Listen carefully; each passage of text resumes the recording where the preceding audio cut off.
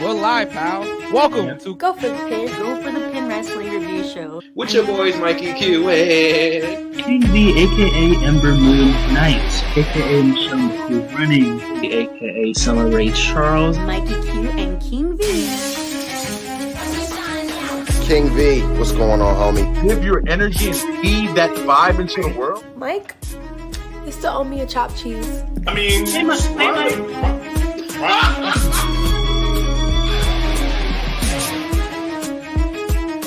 Go for it, kid.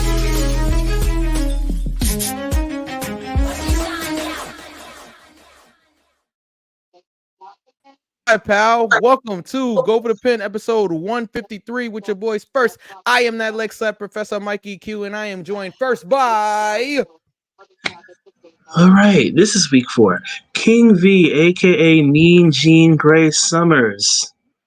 10 points forever. Figure out what X-Men I'm referring to. I know it went over both of your heads, and it's fine. And I'm also here with... Your boy DJ Knuckles, aka Mr. Thursday Night, BKA the $1 Million Question: which car will Jay Cargill pull up in next? And we man. are live on a Thursday, man, ladies and gentlemen. Yeah. V? The boys were fighting. It was very Sharks versus Jets. When you're a Jet all the way.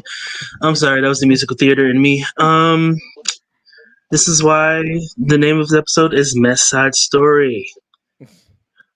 Because everybody was fighting. Tony was going on a coke rant. Allegedly.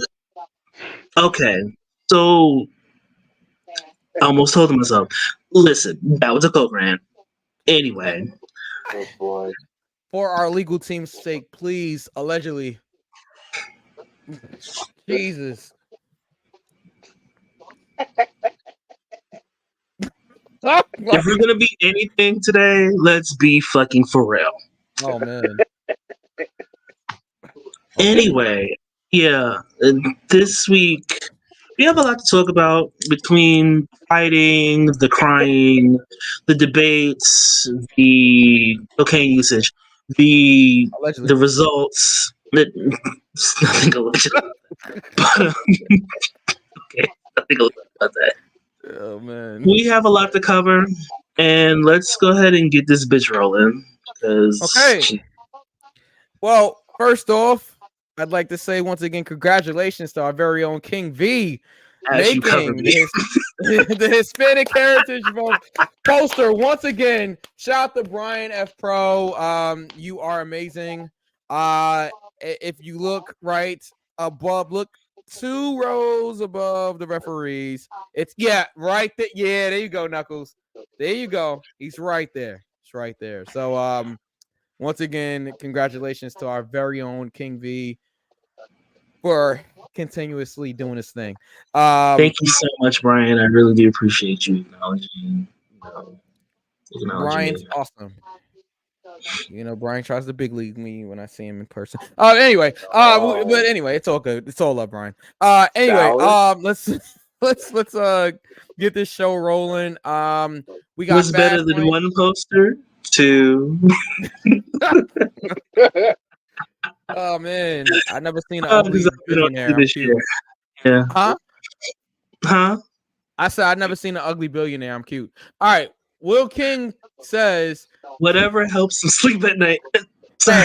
Hey, you leave Sean Corey Carter alone. All right. Will King says, can Tony Khan when you sell out Brooklyn, guys? What was that, V? Sorry. Talk about capitalist is a fucking made up word, nigga. Shut up. Will says, can Tony Khan please do a drug test live on Dynamite because these allegations have gotten stronger? Alleged, yes. Allegations would be all alleged. Yes, this is true. I don't think stronger was that bad. Oh my goodness gracious. Narcos. V's thoughts is of him and him only. Okay. All right. Let's just leave that right here. Is it possible we can all see it? Send all your comments care of King V PO Box. Let's keep it P.O. real. Box. You know, Y'all know when I'm high on this show. Let's be real. The only difference is the substance. So Fastlane was this past Saturday. I said what I said. Let's get right into Fastlane and then talk about the rest of the week because it was a week. All right. So Fat Knuckles, you okay over there, buddy? yeah. Sure. It feels a little Okay. Knuckles isn't in the car right now, so Oh, I'm in a whole nother state now. right. Y'all see the shirt. A whole new world. I'm gonna be singing. Knuckles said he's gonna start getting some podcast equipment as soon as he gets settled over here. So that's what he told me. Oh, that's what he just told me. So Let me pull don't out you worry, my- guys. let me pull out my umbrella. Okay.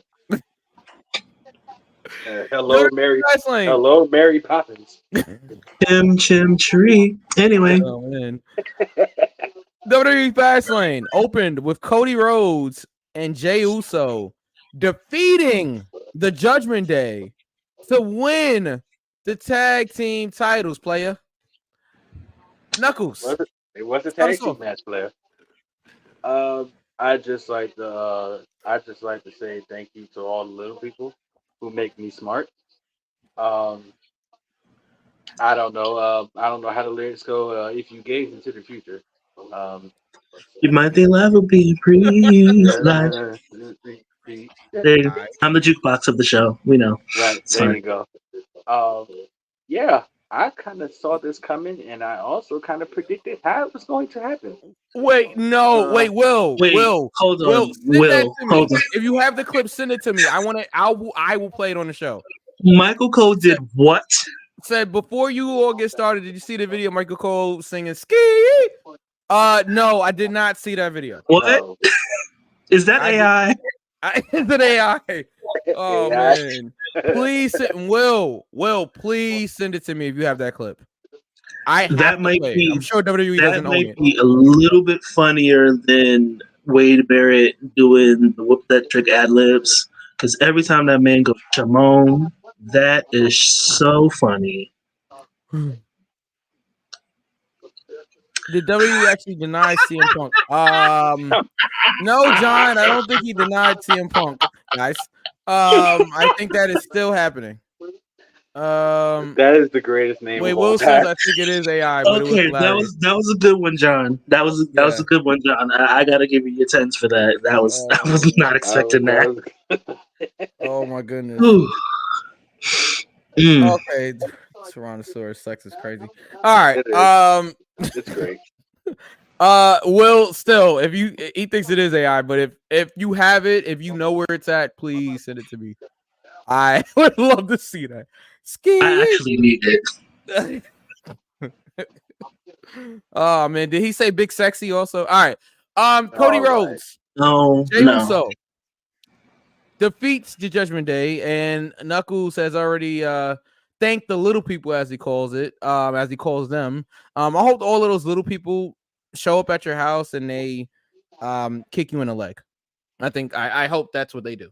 That's about as far as high as they can kick. But All Ooh, right, I'm so all glad you right, said it. all right, I'm so glad you said it. all right. Perfect setup there. Oh, God.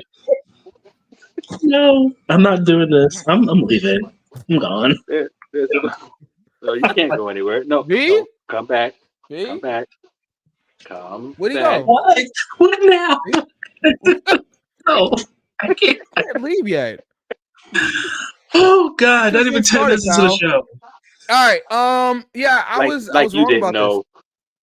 this. I was wrong about this. I didn't think Cody and Jay would actually win the tag I titles. was too. I got Um, it, Will. Yes. This was very much written on the wall. Just look at the past couple of weeks. They have sat there and made Cody Rhodes and Jay Russo a main focal point on their television program. Like, I hope when Cody said, I hope I don't make a mistake when I'm doing this, and then they put them together, oh yeah. It's simple mathematics. So you saw it, okay. Absolutely. Oh, okay. All right, And- my bad, guys. Trying to get this video together. All right. Yeah. All right. I have the video. Yes, Will, thank you. I got it. Please don't make me laugh too hard. My son is asleep. Please. I don't know if we can show it. Oh, give me a second. Let me look first because because if it's copyrighted by WWE, it's gonna give us some problems. But also because of the song, it might be also copyrighted. True. I mean, well, if he's saying it, then it might be okay. But if give me 1 second, guys, please carry. I mean, legally.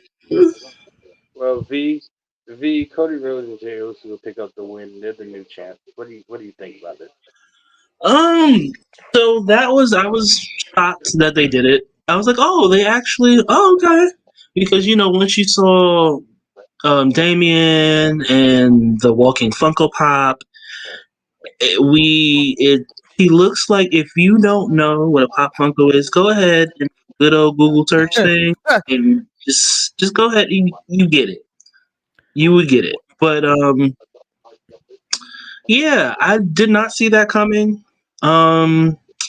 Hopefully this is the beginning of the end.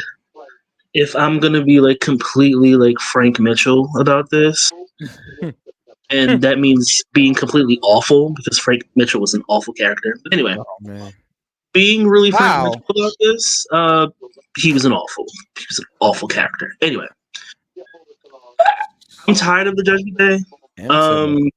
I've grown very, very tired of the Judgment Day. Rhea, we need to put Rhea back in the women's division because, like I said, dry as fuck. I like Dom. I do. They can have their Eddie China situation over there separate. Finn Balor, great gowns, beautiful gowns. I don't see it for the Pop Funko. And also, Damian Priest truly needs to be on his own. Yeah. I'm sorry, but yes, we're listening. But oh man, that was such good shit, pal. I'm not doing it again. what was it? Oh man. Oh god. Okay, everybody gets one. Hey, and Will, yeah. I got it. It is funny, but I don't think we can play it because the song is pretty prevalent. And put it in the group chat and we can laugh about it. Yeah, but that was a great video. But yeah.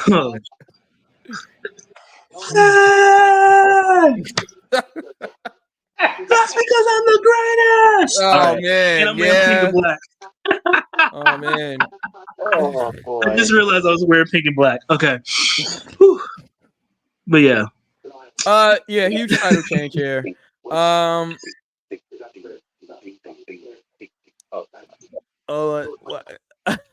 Because it's funny and we know it's you, so it's funny. Yes, it is good. Yeah. Yeah. And this one is good. Yeah, this one, that one, that caught me off guard. That's good. That's crazy. All right. So how are we doing this, Knuckles? Hell. Oh, for me. Yeah. Yeah. All right. For me, all right, let's keep going. Yeah, I'm moving left and right. Side note, Yeah. Side note, Bonji is in these predictions as well. So Okay. Bonji, I did get your yeah. Yeah. So you're in the running, sir. All right. So let's keep going here. We have Bobby Lashley and the Street Profits teaming up in a 6-man tag to take on the LWO, Rey Mysterio, Santos Escobar, and the returning Carlito, which he wasn't using. It's awful, by the way. He wasn't. Yeah, I don't like his new music, but Carlito being back is, dare I say it, cool. Yeah, it's very cool. All he needs to do is do away with the EDM theme, and we'll be good. Yeah, Carlito like looks great, man. He's in phenomenal shape, right? Carlito, you could tell he spends the hours in the gym, and he's really he's in such great shape still. Now Carlito had been signed since like May or something like that. Like he's been back. They just hadn't had a spot for him. So had we known that the LWO was gonna have a mystery partner, our predictions might have went a little bit different, but it's okay. Yeah, you got to stick with what we picked. On that note, do you guys have anything to say about the match? I thought it was good. I don't think that Bobby Lashley and the Street Profits should be losing right now, but I mean, I get it. I agree. I guess we're gonna. What is this supposed to be? Is this supposed to be like a new faction? Are we getting? I'm not gonna say Hurt Business 2.0 because they should have never broke up the Hurt Business in the first place. But I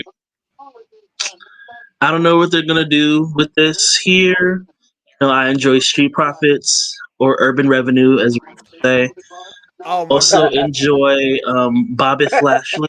Bobby. Yeah, Bobby, I love you. That was Whitney. That was like Whitney Houston. Not, I don't know nobody named Bobby. Yeah. But yeah, I agree that Street Profits and Bobby shouldn't be losing at this time. But returning Carlito, who got a huge pop. Yeah. I guess hands were kind of tied here. But great to see Carlito back. Just change his music, change it back to the original because it's so good. And if it's not broke, don't fix it. Exactly. I think they're just trying to do away with anything Jim Johnson or CFOs, which sucks, but you know. All right. Knuckles, anything about this? I agree. I don't think if you're trying to build Lashley and the Street Profits into something, I do agree they don't need to be losing. I do think this was a spur of the moment change. Just to get Carlito into the rotation and get his face on TV. It's unfortunate that they had to do it at the behalf of the Street Profits and Bobby Lashley, but I'm not mad at it. I will ask V a question though. You say you don't want to name this Hurt Business 2.0. The rumor is going around, and I don't remember his name. I know he's a NXT. He might be an NXT. I think he might have been called up, but I could describe him. Bigger guy.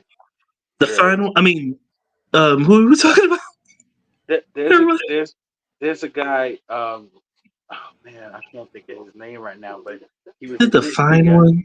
I think he was called up. And they haven't used him at all. Oh, the transphobe. I know you're talking about. You're talking about Odyssey Jones. There you go. Now there are rumors that he might be the fourth member of this group pretty soon. Insurance business. Yeah, Odyssey Jones. Yeah. Yeah. So the rumor is he might be this fourth member. I guess. I mean, if that was to happen, you might as well go ahead and just say that this is the new formation of the Hurt Business.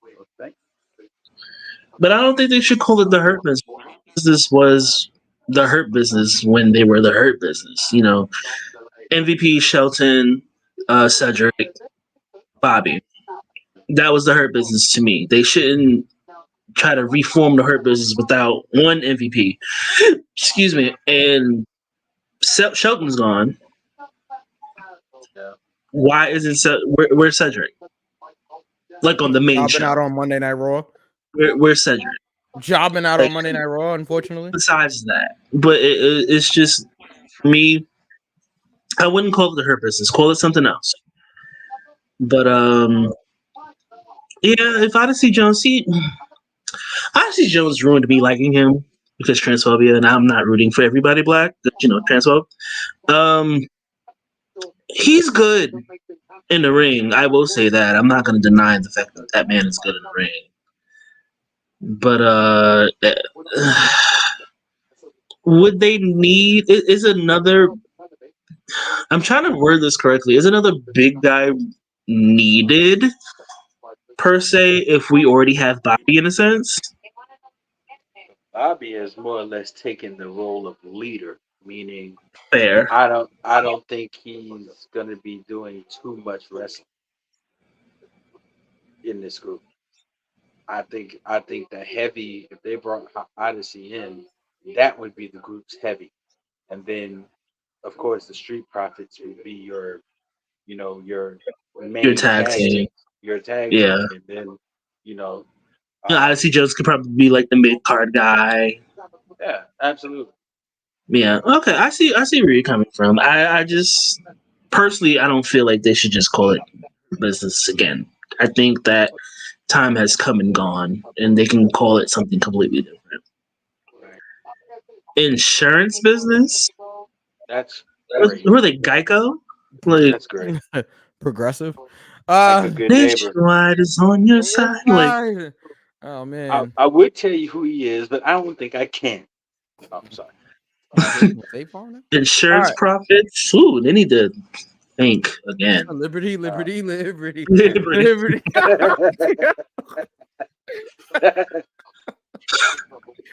Oh, you in good hands? Yeah. All right. Side note, Mike, can you go? Because I don't want to skip that question that John asked, I believe. Which one? He asked about- a few. About the masterpiece. Or Oh, okay. who used to be the Yeah. masterpiece? Chris Adonis. Yes, Chris Adonis. Do you think he will ever return to WWE at least for one more final year? Never say never, but no. He's doing amazing in NWA right now. I would not move from where I'm at right now. Yeah, I like Chris Masters. I don't. Maybe it's possible, like Knuckles said, but I don't think it's gonna happen. And if it does happen, it'll probably be like after he wins some kind of like major title or something like that. For him to increase his profitability, I guess. Make sure they're His stock's getting gotta a go good up. investment. Yeah. But Chris Masters is amazing in the ring. So I did like Chris Masters. I didn't really have a problem with him. So it could happen. Agreed. Shanky was released. Yeah, you're right. Nobody cared. No. Nobody gave a single solid liquid gas or plasma fuck. Not then, not now. The State Farm Profits. I could see Masters in the Royal Rumble. Yeah, that would be cool. That would be cool. Maybe he can return and team with Carlito. I don't think that's necessary. I know they were a team back in the day, but I don't. Think Oh yeah, wow. Throwback. Where I Yeah. forgot. Yeah, but I don't think that's We're necessary. tag team champions, right? Maybe. I'm not sure. You might be right. I know they was was good. Was good. Get you. Get your. Right. See Chris Masters and Anybody know who this is? It's Who is it? another wrestling podcast. Oh, Yeah. Shout outs to them. shout Shout outs to them. I apologize for not being of knowledge. I apologize. Appreciate you joining us though. Definitely. All right, let's keep going. How are we doing this? Because I'm pretty sure you all got it wrong. And Okay, did. so we did. I want to say that I'll give everybody credit just because of the events of Friday, which came after our podcast predictions. Because I think we said off air if we had the predictions after SmackDown, I think our decisions would have been a little bit different. But Mikey told me play it as a lie, so that's what I'm doing. So everybody got it wrong. All right. Will says they were a team when Carlito fell coming down a ramp at WrestleMania 22. Oh man. Okay, I see that they were a tag team. I don't see they won championship. Championships. I don't. I don't see that they did. I could be wrong. You know what? I might be thinking because that WrestleMania 22, they were going for the tag titles and they lost. Mm. So, and they were facing Kane and who was it Kane and RVD? Oh. I don't remember. EOOG. No, it was Kane and Big Show. Okay, yeah. It was Kane and Big Show. It was Kane and Big Show. Wow, I can't believe I actually remember that. All right. Yeah, Will just said Big Show. I mean, no extra points on the prediction, but good turn though. Thanks, Knuckles. All right. We had Jade Cargill arrive into the building after this match. Which, interestingly enough, she was put right in between the women's triple threat match for the women's championship, and the 6-man. So very interesting there. Interesting placement of Jade Cargill arriving to the building. That remains to be seen. Obviously, she was also on NXT this week, so we'll see. And I think she was at SmackDown last week as well. I don't think they showed her, but she was backstage at SmackDown, and from what I hear, she was at Raw also. So she's going to all of the shows. So it's not like you can definitively determine which show she's going to be on right now. All right, let's keep going. I mentioned it already. The women's championship match. The triple threat, Io Sky defeating Asuka and Charlotte. Hold on. So John said he said they were supposed to win the tag titles in a podcast, but plans changed. That happens. Plans change, pal. Subject to change. We'll talk about that later, hopefully. Yeah. Can WWE referees be in the Hall of Fame? I think they should be. I think one. I was gonna say, isn't Earl Hebner in? No. Earl Hebner's really? No. Tim White is not in. Tim White is in. Yeah. Well, if you want to be technical, Teddy Long. I was gonna say, technically Teddy Long is the first. Technically, he was a ref. But he didn't go in for referee purposes. Let's be honest here. Fair assessment. But no, I definitely think they should. Like, Mike Chioda should definitely go into the WWE Hall of Fame. Like, there's so many referees that should go into the WWE Hall of Fame. But Mike Chioda, Lil Nate, Lil Nate, yeah, Charles Robinson, of course. There's tons more, but I can't really. Chad Patton, when he's done, also, I think Chad Patton, who's still doing his thing right now. There's a bunch of referees that should go into the WWE Hall of Fame, but we'll see. I don't know. I think things would have to change like drastically for them to start putting more referees into the Hall of Fame. Okay, and that goes not just for referees, but like what's his name? Mark Eaton, the timekeeper, should have definitely been in all of them. Like there's certain Jimmy Carderas, yes. You know, that's the one I was thinking about. Yeah. Earl Hebner should be in the Hall of Fame. Yeah, probably won't be. No. But Earl Hebner should be in the Hall of Fame. Earl Hebner is arguably the greatest referee of all time. I'm missing something. Why wouldn't Earl Hebner be in the Hall of Fame? Reasons. Yeah. We'll talk about it off air. I'll just no WWE still. We can probably discuss mad it. at him, like because of why he was fired. I don't know why he was fired, so that's why I said. All right, so go ahead, Mike. V, correct me if I was wrong, but apparently he was selling WWE merchandise like illegally, I guess you could say, because he was bootlegging it. He was bootlegging, like he was going to the barbershops. Oh, I got this Undertaker shirt for $20. Essentially, put a low. He was out the truck. Yes. Yeah. Out the truck. Yeah. Look it up when you get a chance. But yes, that is. Yes, he will just say because him and his brother was selling bootleg merch. I love did Earl not- Hebner, man. Like that's what. Like, I did not know that. yeah, that's why he got fired. Yep. Yeah, Wow. Yep. The simplest things, lady. yeah. Will said Jade cut a little weight. She looks phenomenal. Yeah. So I we'll mean, get to Jade. Whew. all right. Well, I thought we were there, but okay. All right. WWE reseller. Yeah. Yeah, pretty much. Oh man.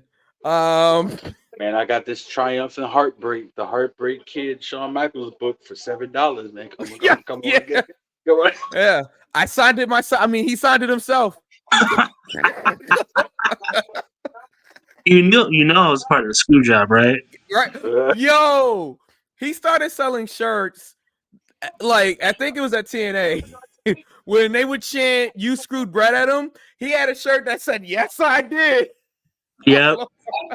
And Brett is totally cool with it. That's hilarious. Yes, I did. Even though God bless his heart, because like Earl Hebner really had very little to do with that whole thing. Very But little. like, oh man, Earl Hebner. Yes, we did know that. I'm sure we all know that Earl Hebner has an identical twin brother. I think Dave Hebner is his name. Dave Hebner, that's correct. Or was his name? Is Dave? I don't know. And I don't Brian is his son? Brian is his son, yes. Okay. Hold on. Yes, that's Richard Terry. Oh my God. Oh man. Lanyards and swishy suits. Balpagura. Yo, Earl is the GOAT, man. I'm gonna say I'm saying right now. Earl is the GOAT. Oh man. And he had a lot to do on a serious note, a lot to do with getting the TNA's women's division off the ground also. He was the head referee for a lot of those of the women's matches. Literally, TNA. Earl Hebner is literally the referee in some of the most iconic moments in professional wrestling, period. Doesn't matter if it's WWE or TNA. Earl Hebner is the guy that's in the moment in some of the biggest moments in wrestling. But yes, let's go ahead and get back to the women's match. Yes. The match that should have been a one-on-one match. So Io, Asuka, and Charlotte. Yeah. So I'll go ahead and start by saying that it should have been a one-on-one match. Should have been Asuka and Io, but Charlotte Flair. Yeah, I'm not gonna lie. Charlotte's good. I'm not saying that Charlotte's not good. She wasn't needed. She wasn't needed. I think we could have continued this story with Asuka and Io, even though Asuka and Io, to me, is a WrestleMania caliber match. But we got it on Fastlane. That's fine. Io retains with shenanigery from from Bailey. Yeah, damage control. Damage control. I mean, I don't want to say damage control because Coda can't do much right now. She's recovering.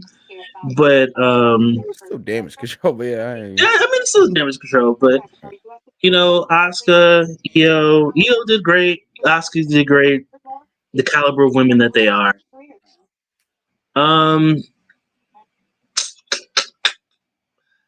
My only criticism is that I think we could have this could have had a stipulation besides being a triple threat.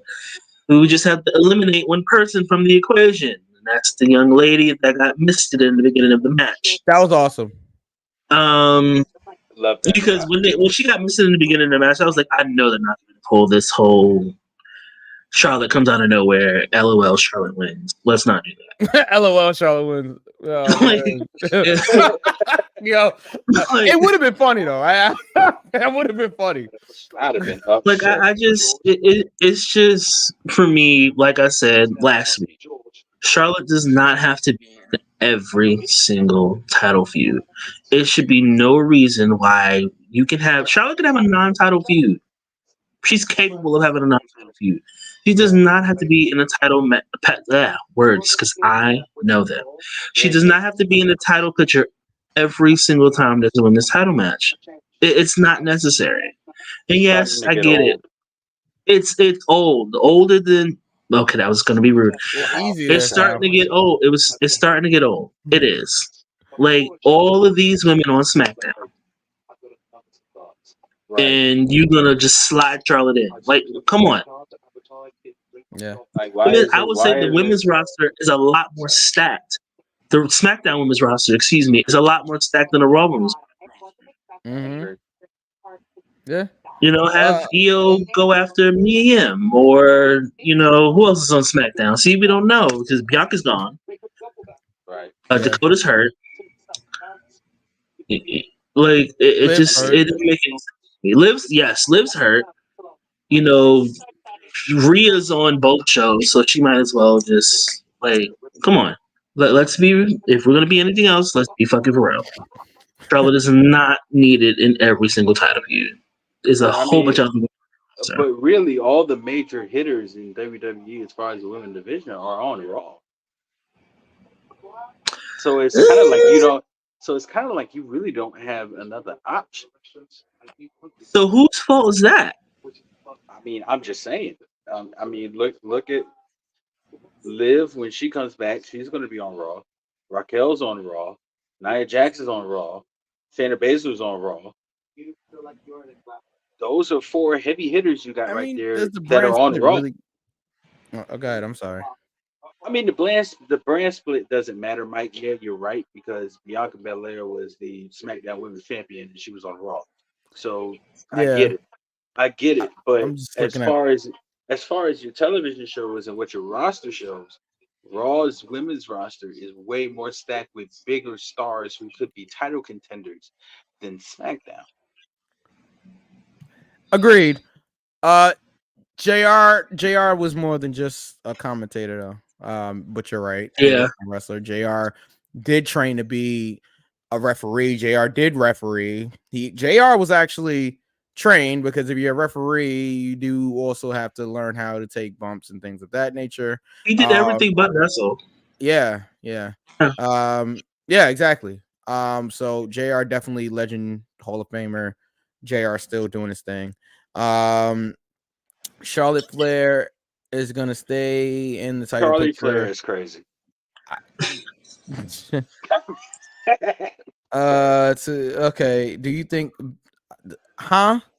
Xia Li just showed up. Are we on the same thing? Do we really care about Xia Li? As long as she stops putting black hairstyles on her head, stop getting mad and getting called out about it. Wow. Xia Li's, she's good. She's another one that's good, even though she almost people's noses. Even though she almost killed Mercedes Martinez back in NXT, but she broke Mercedes Martinez, and I just we'll get to Raw, but it's just will we? We might, kind of, barely, but yeah, that one, the SmackDown Women's Division needs less Charlotte Flair and more everybody else. And this is not a slight on Charlotte at all. Like I said, I enjoy Charlotte. She's good. Yeah, so SmackDown needs more Tegan Knox, huh? I'll slide her. No, it does not. It doesn't. And we'll get to Tegan Knox when we get to Raw. We will. I'll slide her. Buried that poor young lady last week. What are you gonna say, Knuckles? I said I'll slide. I won't slight her, but I'll slight her, and I ain't got no problem doing it. I'm not trying to slight her. It's just the fact that she's everywhere. Exactly. I second what you're saying, but I'm going to sit there and piggyback and double down on what you're saying is she's everywhere. Charlotte Flair is the equivalent to Britt Baker in AEW. Whoa! No, because I actually like Charlotte. As far as always being on TV. Okay, fair. I was gonna say, because Charlotte's not Regina George in wrestling. No, I'm not saying. How did Britt catch a stray here? Oh, she's going to catch a stray, and that's on Thunder Rosa. Is Britt Baker not always on? Well, used to be not always on our TV when we watch AEW. Yeah. She was always on our She was TV. the face of the division. That's what happens when you're the face of a division. Okay, and Charlotte Flair is the same thing in WWE. Yes, But 14,000 better. time women's champion. Okay, I get it, but this is going to get to a point where we're going to start hating Charlotte Flair. Mm. The wrestling community is going to start hating Charlotte Flair because they're going I to mean, feel they like kind of already do, They already but that's do. a lot of that is misogyny based. So we'll get to you nignogs later. Nick Knox. I mean, I will say the brand split is like kind of a moot point. Yeah, I mean, the brand split doesn't Yeah. really matter. Yeah, Oh, it doesn't. Moot? A Moot point. Yeah, moot point. It's moot. It's moot? Moot. Yeah, I moot. thought it was mute. No, it's moot. That's moot. an actual word. Yeah, moot. That's an actual word. Yeah. Yeah. Yeet. All right. Does I feel like you asked this before, but we'll answer it again. Does Impact and AEW travel to different states and cities just like WWE does, or do they use the same arena? He Well, I said- definitely has asked this question before. Okay, I'll answer it again. No problem, John. Impact likes to tape like 4 or 5 shows in one building for the month. Whereas AEW travels to different cities and states every week, just like the WWE. Knuckles he has to do something. But yes, Impact doesn't travel as much as AEW, but both companies do travel.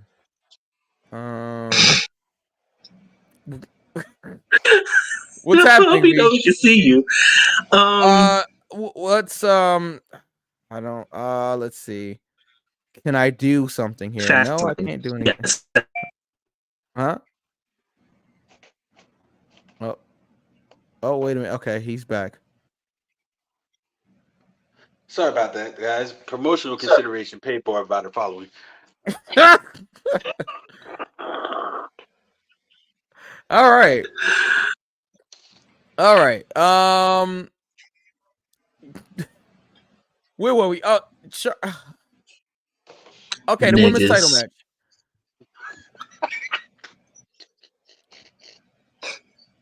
Will says start ? And Knuckles was like John Cena for a bit. You can't see me. Oh man. Oh boy, you're the big dog. Now you're John Cena. Oh, man. All right. What's That next? bank account must look amazing. All right. So Io Sky, Yeah. so Io Sky retained. No surprise there for me. How do we do on that, Knuckles, as he takes a bite of food live on the air? Oh, they're gonna love No. that. No, yeah. Good shit, pal. No, all of us had EO Sky. Okay. Lord Knuckle Hayes is crazy. Lord Knuckles Hayes.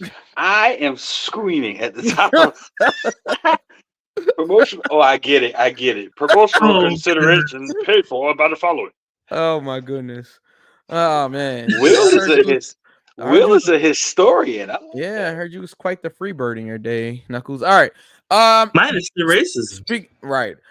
Speaking of John Cena, Racism sold separately. speaking of John Cena and one of the hottest stars in WWE right now, L.A. Knight, Yeah. Yeah.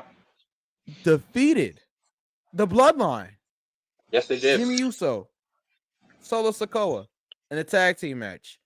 I thought it was good. It was pretty standard, but I thought it was good.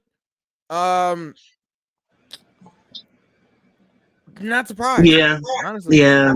I feel the same. I don't have much about this match. Yeah. Just know somebody's in trouble on Friday. Well, today, as of this recording. Oh man. Yeah, because the tribal chief is back today. Yeah, All right. that is correct. Who made the most money during their WWE run? The Rock or Stone Cold? The Croc. What? Oh man, we ain't bringing up that segment. You know the Croc. Yeah, Just we ain't came from bringing the up that one. bathroom. And ooh. took a yeah, and then JR was like, "Oh my!" You just hit JR comments, "Oh my." Yeah, that wasn't one of V's favorite segments. Yeah. Yeah. Who made the most money during? And I don't know. I mean, I guess Austin during their WWE run. Yeah. I would say Austin. I'm gonna say Austin only because his rise began earlier. Mm-hmm. And then And his rise began earlier. And Stone Cold's and run he was comes longer. back more. Yeah. So I'm gonna say Stone Cold. Yeah, Stone Cold was wrestling, still, I would definitely say. yeah, Stone Cold was still selling shirts, and he was a freaking general manager. Yeah. I mean, in Austin, I think the Austin 316 shirts was the most sold WWE shirt of all time. Jimmy, fucking out. No, look at the other comment. V? Look at the other comment. Let me see. What, God. From John, I'm not putting that up there. Oh my God. Oh God.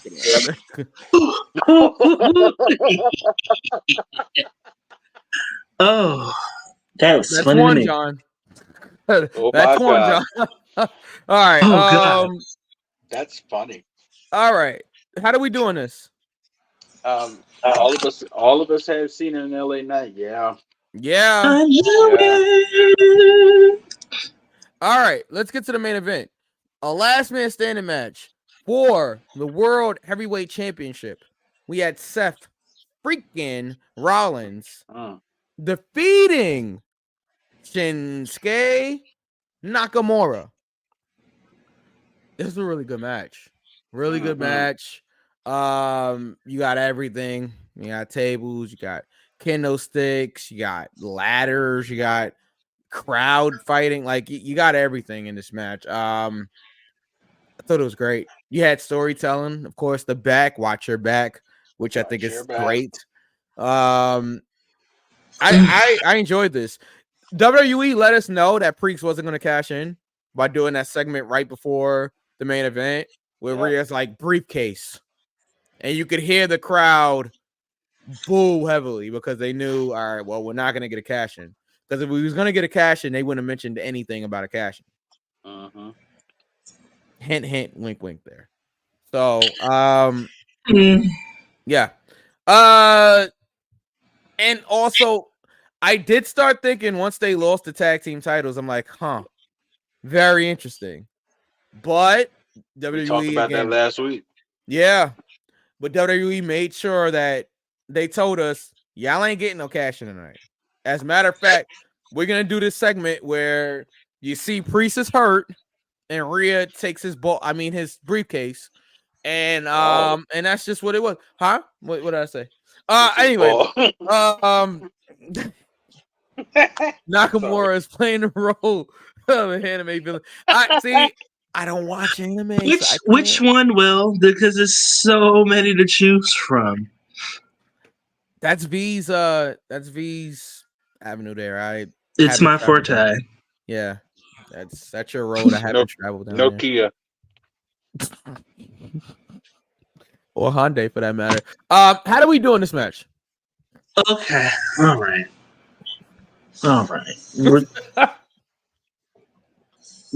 Okay. Knuckles, how did we do? No. Knuckles, how did we do? The paper. The paper. Order. No matter of fact. Paper. No, whiskey, neat, double. Whiskey, neat. Oh. Okay. Wow. B. Myself, Mike, and Bonji had Seth Rollins. Yes. But V, I am not mad at your pick because honestly, this really could have went either way. Yeah, because that's the okay. I knew they wasn't gonna put the title on Nakamura. I just didn't see it. I'm like, they're gonna put the title, and I said this last week. I'm like, if they was gonna put the title on Nakamura, they would have did it years ago. I did say this last week. You did say that last week.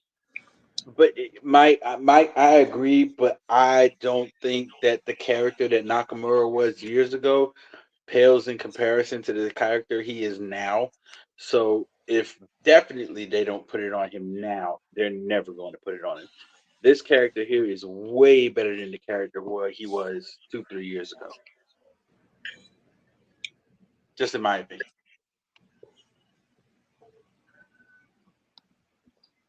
If you guys are speaking, I can't hear anything. We're live, pal.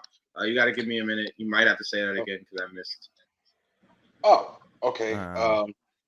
Okay, can you hear now? Yep, we're good now. Okay, We're live. so I was saying when you were saying that if they didn't put it on him years ago, you don't think they ever would have put it on him. I agree to a standpoint, but then again, the character that Nakamura is now, is way better than the character he was 2 or 3 years ago. So I say if they won't put it on him now, with the character he is now, with the more mischievous and the more vindictive character that he's playing right now, if they don't put it on him now, then I don't think they'll put it on him at all. Because this is, like I said, a way better character. If they didn't put it on him then, and they strengthened his character and still didn't put it on him, they're not gonna put it on him at all. They needed a strong heel for Seth Rollins to beat, and they made him very strong, and they still didn't put it on him. Yeah. V. Yeah, I guess they're never gonna put it on him. At this point, it sucks. I hate that because Nakamura should have been a multi-time champion at this point. Seth, I love Seth. Where do we go from here? Besides the cackling and wearing Balenciaga and maybe Hermé, like we've got to have a cash in at some point. That's where we go. Soon. That's where we go. That's because the we're story. running out of options. Now, part of me thought that yes, Nakamura was going to win, but I also had a feeling that they were going to screw him by having Damien cash in on him the same night after the Last Man Standing match. So that was actually part of the reason why I picked Nakamura to win, because they were going to find some way to screw him out of the title, and then boom, Damian Priest's whatever title was on that show. What title is it? I don't even know anymore. There's so many titles. World Heavyweight Championship. That, yeah. I thought it was gonna happen up until the segment right before the main event. Once they showed us that Priest was not cashing in, I'm like, all right, they're not gonna do that if they are gonna plan on having them cash in. So I'm like, all right, but they did have me. All throughout the show, I'm like, Priest is gonna cash in. Priest is gonna cash in. Until they straight told us that Priest is not gonna cash in. And you know what? WWE set us up. They threw the bait into the water, and we bit. Yeah. By them losing the tag team titles, that was the bait, and we bit hook, line, and sinker, only for them to take it from us. I think they'll put it on him as a heel if by chance Priest leaves JD. Judgment Day, sorry. Leaves Judgment Day, so we get a fresh cash in. A face cash in, sorry. Face cash. Yeah, I got it. Thanks, Knuckles. Jesus. You're welcome. Butterflies in the sky. I can't do it this way. I can go twice as high. Okay. Take a look. It's on the screen. It's also 12:25 Eastern time. All right. It's on the screen. It's crazy. All right. Yeah. I could see. I'm ignoring it. I could see.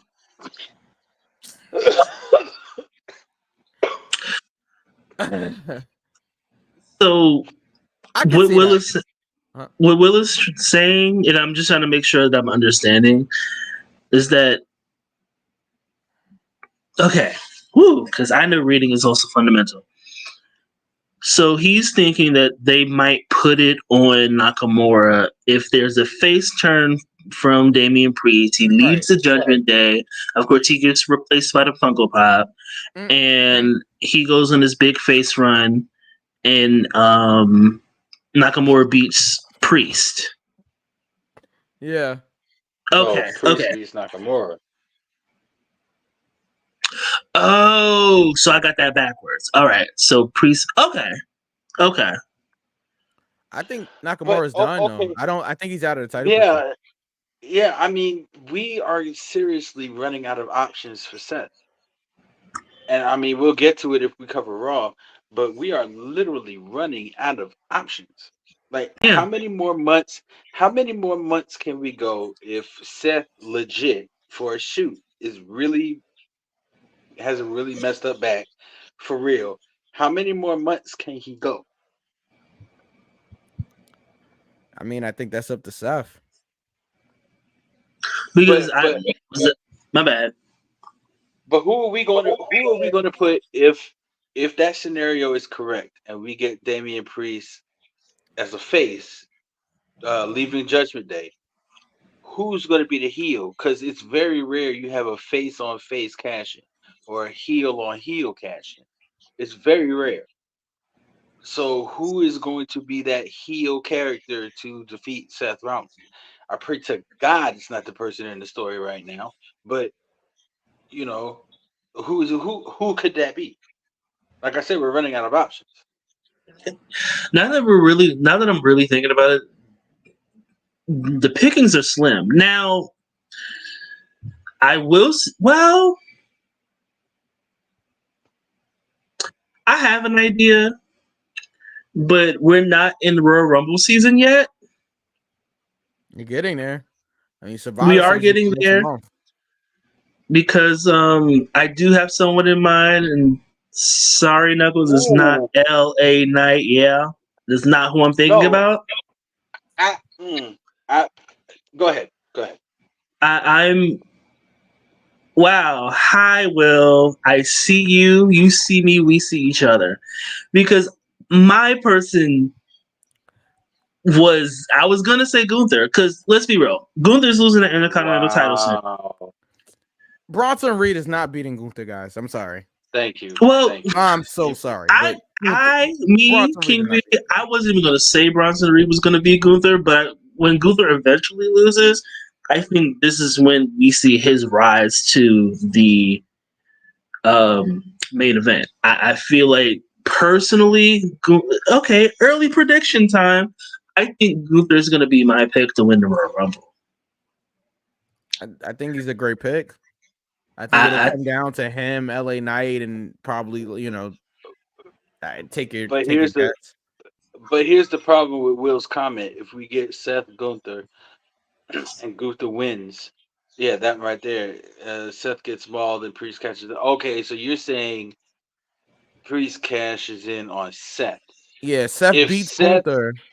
If Seth were to beat Gunther after the run he's had with the Intercontinental Championship, that would be a miscarriage of justice, in my opinion.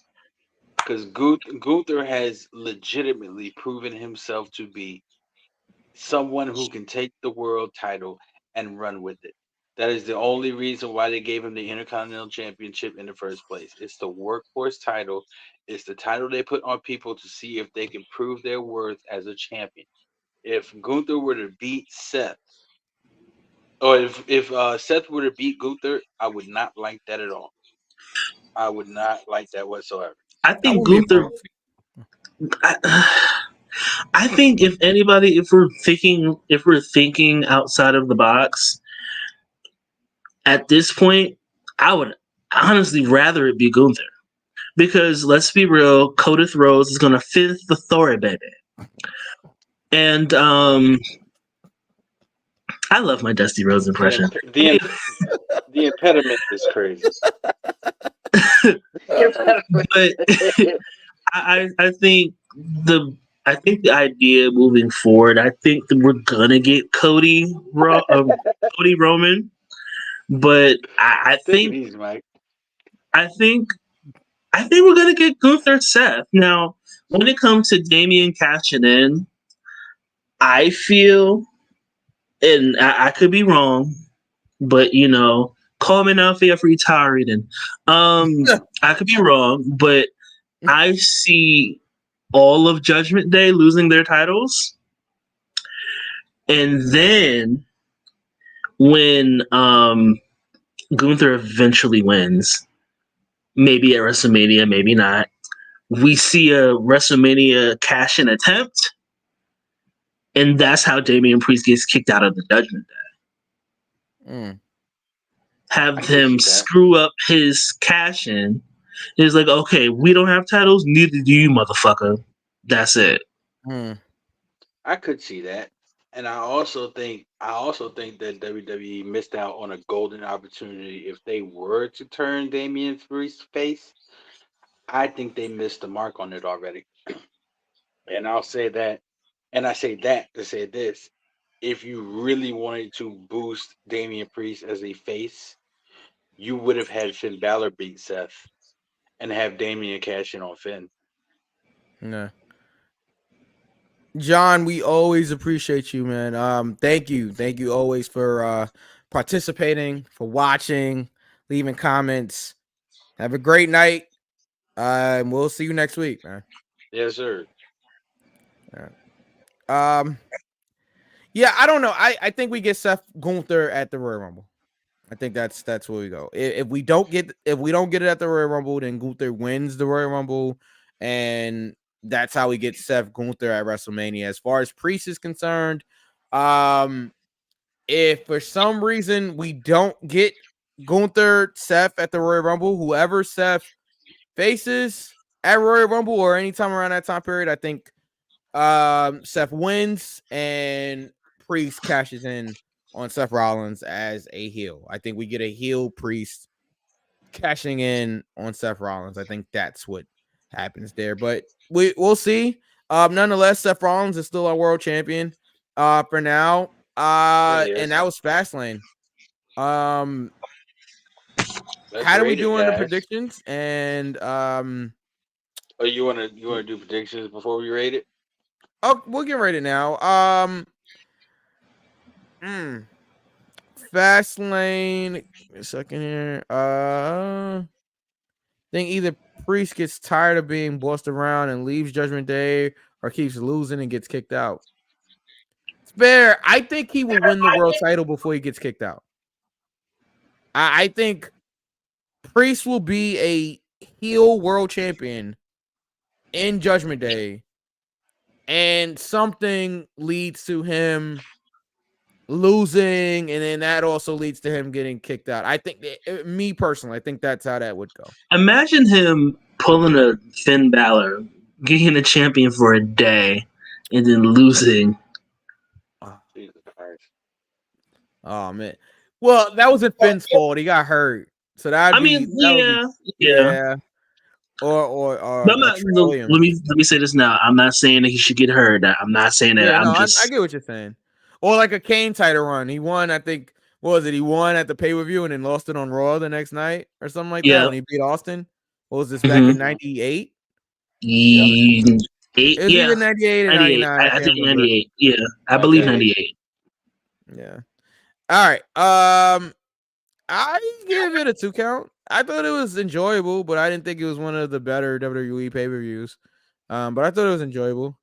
If we would have got that cash in, if I don't know, if maybe the EO and Oscar match was 101. There's a few things that could have made this show better. So I agree. It wasn't bad. It just wasn't great. Get that up there. Okay. All right. 2's all around the board here. We forgot. Well, Knuckles alluded to it, but Drew McIntyre. Is in the story with Seth Rollins, and we're gonna get to him actually right now in Monday Night Raw as Knuckles comeback, pal. But before we get to Raw and before we get to our predictions, before we get to Raw, how did we do on our predictions for Fastlane? Well,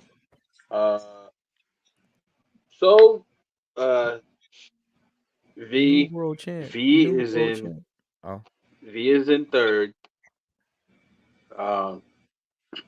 2 and 3.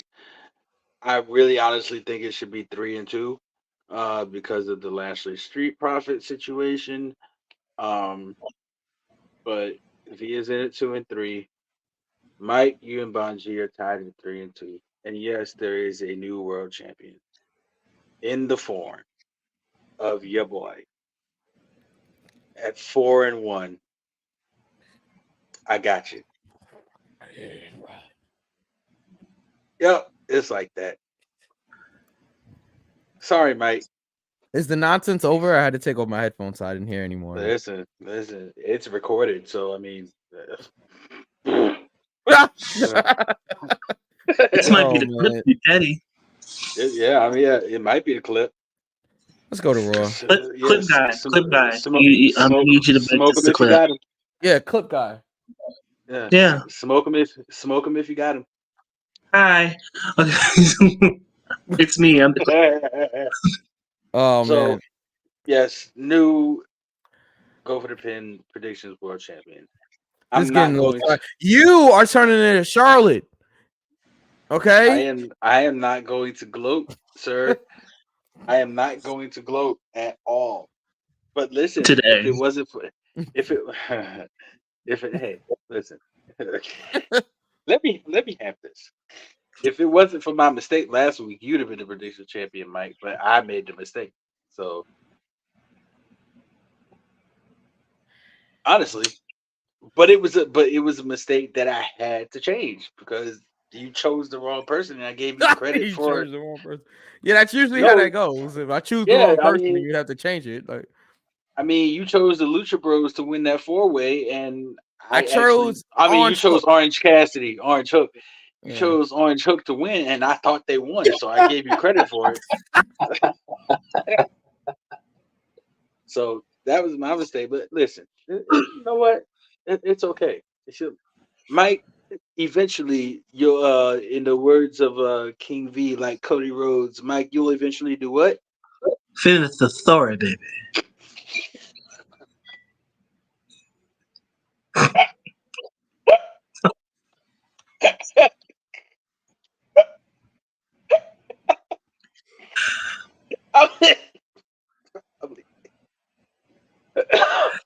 So I can't hear you, Mike. Mike, we can't hear you at all. You were live, pal. Can't hear you. WWE Raw. Okay, so we yes. the whole show. All right. Hard times. Kofi Kingston and Viking Rules. Ricochet attacked Shinsuke Nakamura. Shinsuke got him back, which caused them to lose this 4-way that Bronson Reed won that you guys have mentioned already, and he will get a title opportunity. If you will. Opportunity. Wait. Okay. If you will. Because I heard Drew might be joining Judgment Day. Why? In public. Yeah, why? Why would Drew be joining the Judgment Day? For what? He doesn't need it. It would make no logical sense. Right. I mean, but then again, you know, wrestling doesn't make logical sense sometimes. Fair. Well, that's very true. Nia Jax defeated. No, excuse me. Nia Jax and Raquel went to a no contest after all of the women started fighting. The girls were fighting, and yeah, Nia Jax and Magacita. Yeah, Magacita. All right. Drew McIntyre defeated JD McDonough with a Claymore. Drew McIntyre is in. made him like a bobblehead. All right, I'm sorry. Oh my goodness. Drew McIntyre is in the title. We'll get to next later. For Drew McIntyre is in the title picture against Seth Rollins at Clash of the Champions, Clash at the Castle, Wow. Okay. No. That's not. This is WCW. No, it's called Crown Jewel. Clash of the Titans. That's what it is. Okay. At Crown Jewel. Yeah, I knew I would get it right eventually. Oh, Blood Money. Yeah. In Country Redacted. Redacted. it'll be Drew McIntyre versus Seth Rollins for the world title. Here we go. Will says because if he's going full heel, and it was because he's going full heel, and there was a segment he was talking to Rhea in the Ooh, background. you know what? Yeah, but That I think it is was to true. throw things off. But I Yeah. hear you. I did see that. I think they weren't the focal point. They were just like in the background. But They were in the obviously everything is background. done on purpose, which I like when they do things like that, where you just see things in the background. I was like, What's going on here? yeah, I mean, look, it worked out for Buddy Matthews. He was just walking backstage doing a Roman Reigns segment, and he got put into a Roman Reigns match because he just happened to be there. That wasn't supposed to happen. So yeah, McIntyre, Seth Rollins. Does this throw off everything? Does McIntyre going against Seth Rollins at Crown Jewel? So I was confused because if you was going like this, I would say you're dealing with the real deal now. But you're going like this, so I don't know what's going on. Keep your sorry ass on the street. We love No. D'Lo Brown up here. We do. Yes, we We do. do. It throws off everything. This is a clear example of someone standing in Gorilla and saying, "Okay, this is what I want you to do. As soon as Seth gets the crowd behind him, I want you to push that button and play my music, and then I'm gonna go out there." Okay, he did it. Press it. Whatever sword sound is. Yeah. Well, I can show y'all how. V, All all right now. What? All right now. What? Shing, sparkle.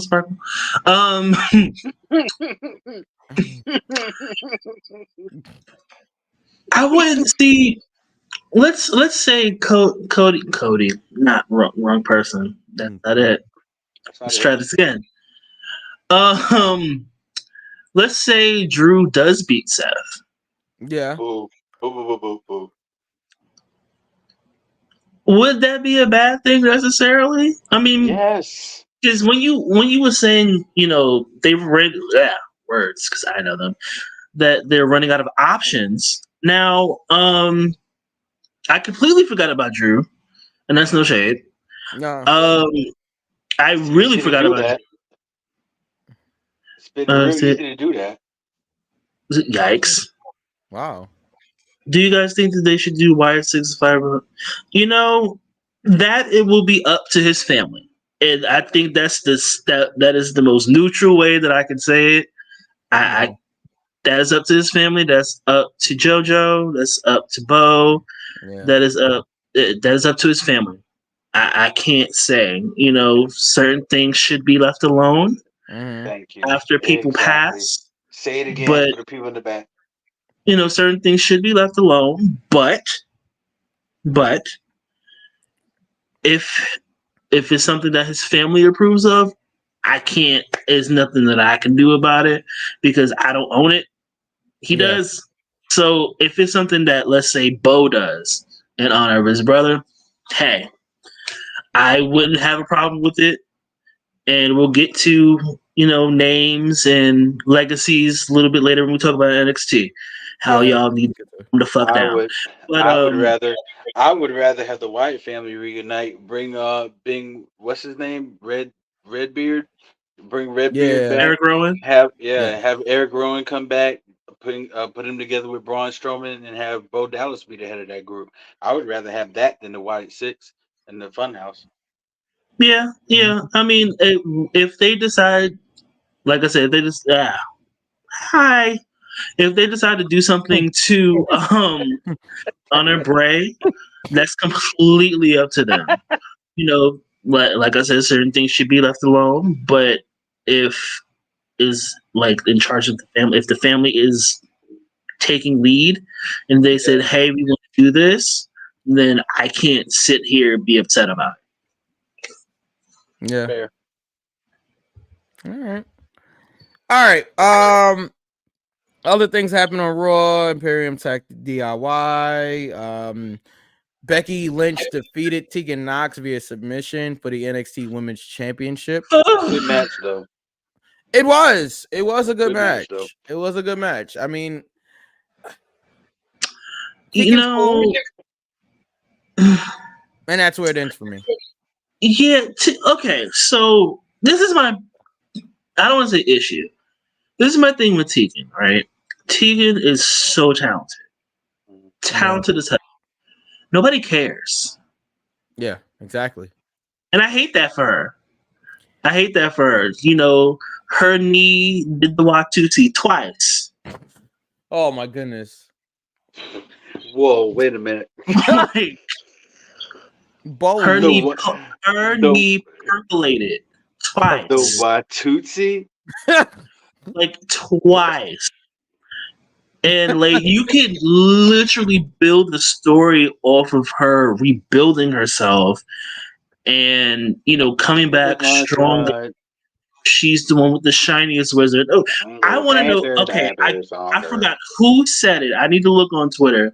But somebody said what makes or makes her have the shiniest wizard? Does she put cocoa butter on her knees? Oh, That my shit goodness. made me laugh so hard. Oh man. I gotta find it. 'Cause that shit was Well, the I have it on funniest good thing authority ever. to know that her wizard is pretty shiny. But yes. Oh Whoa, god, whoa, that Whoa. so funny. No, but seriously, Tegan Knox is a very talented woman, and you see how I moved left and right along. Tegan Knox is a very talented woman. It's just the fact that nobody cared, and I hated that. I hate that for her. I truly hate that for her because she's really good. It's just no, we're not doing this. Really? It's just everybody just sits there, hands on their knees, like Hands on that what? Oh. hands on their knees. All right. Just making sure. That's what I said. All right, just making sure. Okay, can you go down low? Anyway, Take it back now, y'all. Shea Butters. Oh man. right foot, let's stop. Left foot again. All right, we're done. Crisscross. All right. Charlie. No, but Charlie Brown. No, we're not doing this. No. But Alex, that moved into Charlie Brown twice. Yeah. I hate that. No, I'm not doing this today. I hate that someone's so talented, nobody cares. Like if they could have did something truly with Tegan, I'm trying to push them all out the way. I'm trying to push through. You got to push. Why did she get her Triple H Beautiful Day video? I'm sorry, B. It's a beautiful day. Every day I train. Why did she get one of those videos for like 2002? Like they could have did, her gear has like the Captain Marvel symbol. They could have her in like some kind of cryogenic chamber, like it's Dragon Ball Z. I know, but if you get it, you get it. You could have had her in like some kind of cryogenic chamber, like her like rebuilding, like neck 100%. Neck 100%, knee 45. Like we gotta do something. I'm not trying to be shady about this. Harder, better, faster, stronger. Thank you. It's like literally there's so much you could have did with Tegan, and it's like she's there, she has rainbow hair, and she hits you in the face with her knee. That's it. Oh man. So are you saying her knee was going to be like the elbow that they showed on WCW Saturday Night every week when it's like when the thing was coming down and the body was just laying there? That's an old reference. I'm sorry. See, I wasn't gonna do that, but I know at least Tegan's knees are stronger than somebody. Nope. Anyway, I was gonna. We'll get to AEW later. Cody Rhodes and Jey Uso defeated Kevin Owens and Sami Zayn in the main event, and that was Raw. Yeah, Raw gets a 1 count for me because I didn't care. Wow. Okay. All right. 1 count. Sheesh. I'm gonna give it a 2 count because the main event was strong. I'll give it a 2 count as well. Okay. Let's get to what everybody wants to talk about here. NXT and AEW. Next. V, would you like to cover this? Next is great. We could all cover this together because yeah. Okay. Yeah. Yeet.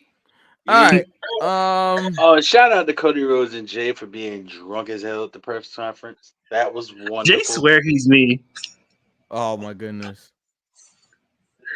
That man said. So some of y'all, I bet some of y'all lost some money because you thought the Judgment Day was gonna walk out with these titles. Oh man. Yeah, That was definitely sponsored by his cousin The Rock and Tremont on Tequila. Because wow. that tequila is just. That man said, "What did Cody say?" The man said, just gonna be honest here. We might have had a few libations in the bus before we got here.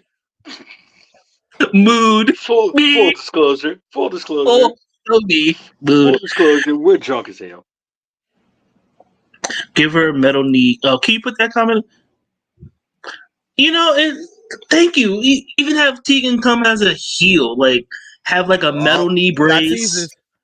Metal knee brace. Her doing the shiniest wizard using the knee brace. There's so much that you could do with Tegan, and they're not. Yeah. All right. Great match though. Yeah. She can wrestle. No denying that. NXT, John Cena appears at the Performance Center for the first time. What else happened on the show here? Cody Rhodes opened up the show. V already told us that it would be the Dusty Cup. Dusty Clout, yep. So and then they also announced the male breakout tournament also. Yep. Mm-hmm. Ilya Dragunov came out there. Dominic came out there. Promos back and forth. It set up a match for later on. LA Knight was a special guest referee later on, and Cody was the general manager. Very random. It's just it was literally just to stack the show. Yep. Yeah. They stacked it like pancakes. You hear me? Yeah, and apparently it worked. Yeah, because allegedly.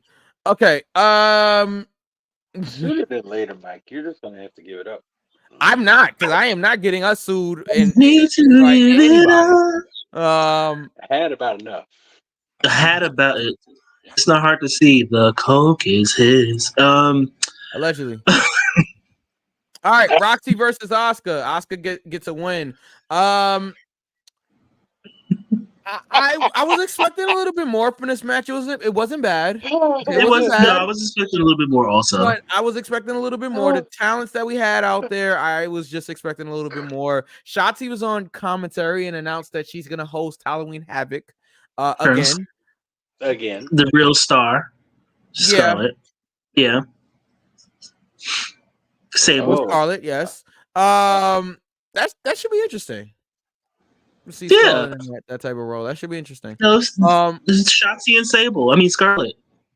Okay. Asuka defeated Roxy. Kiana James tried to get involved.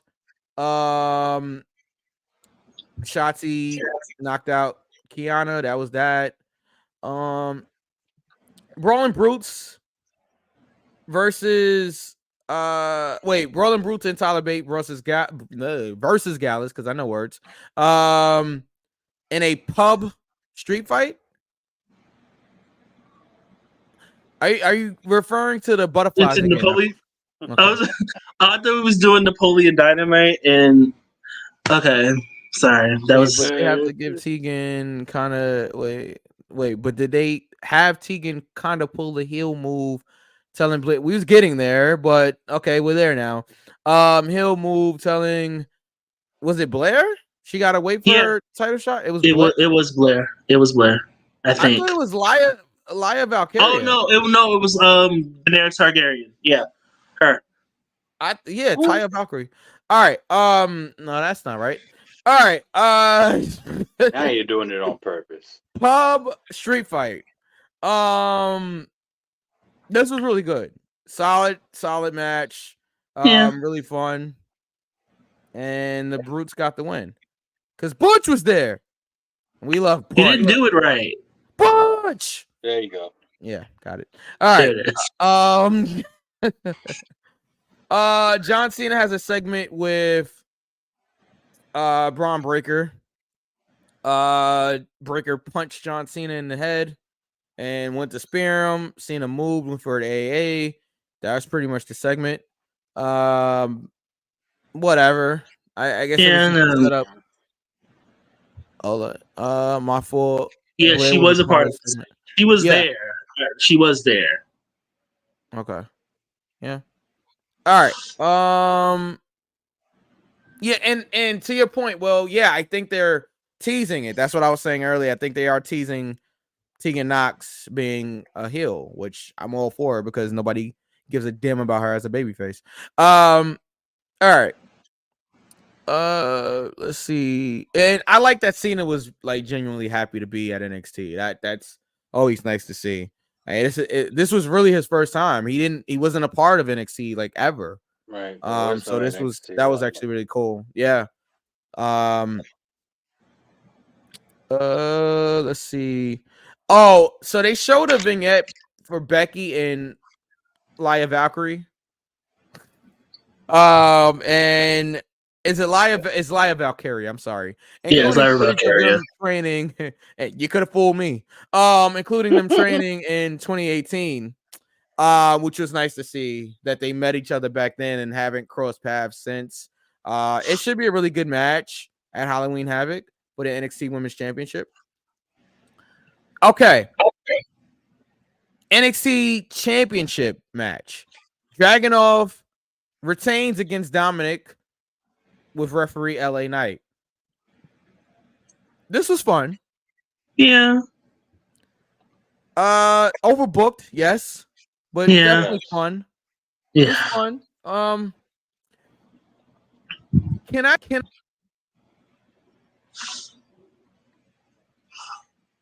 You went out, Mike.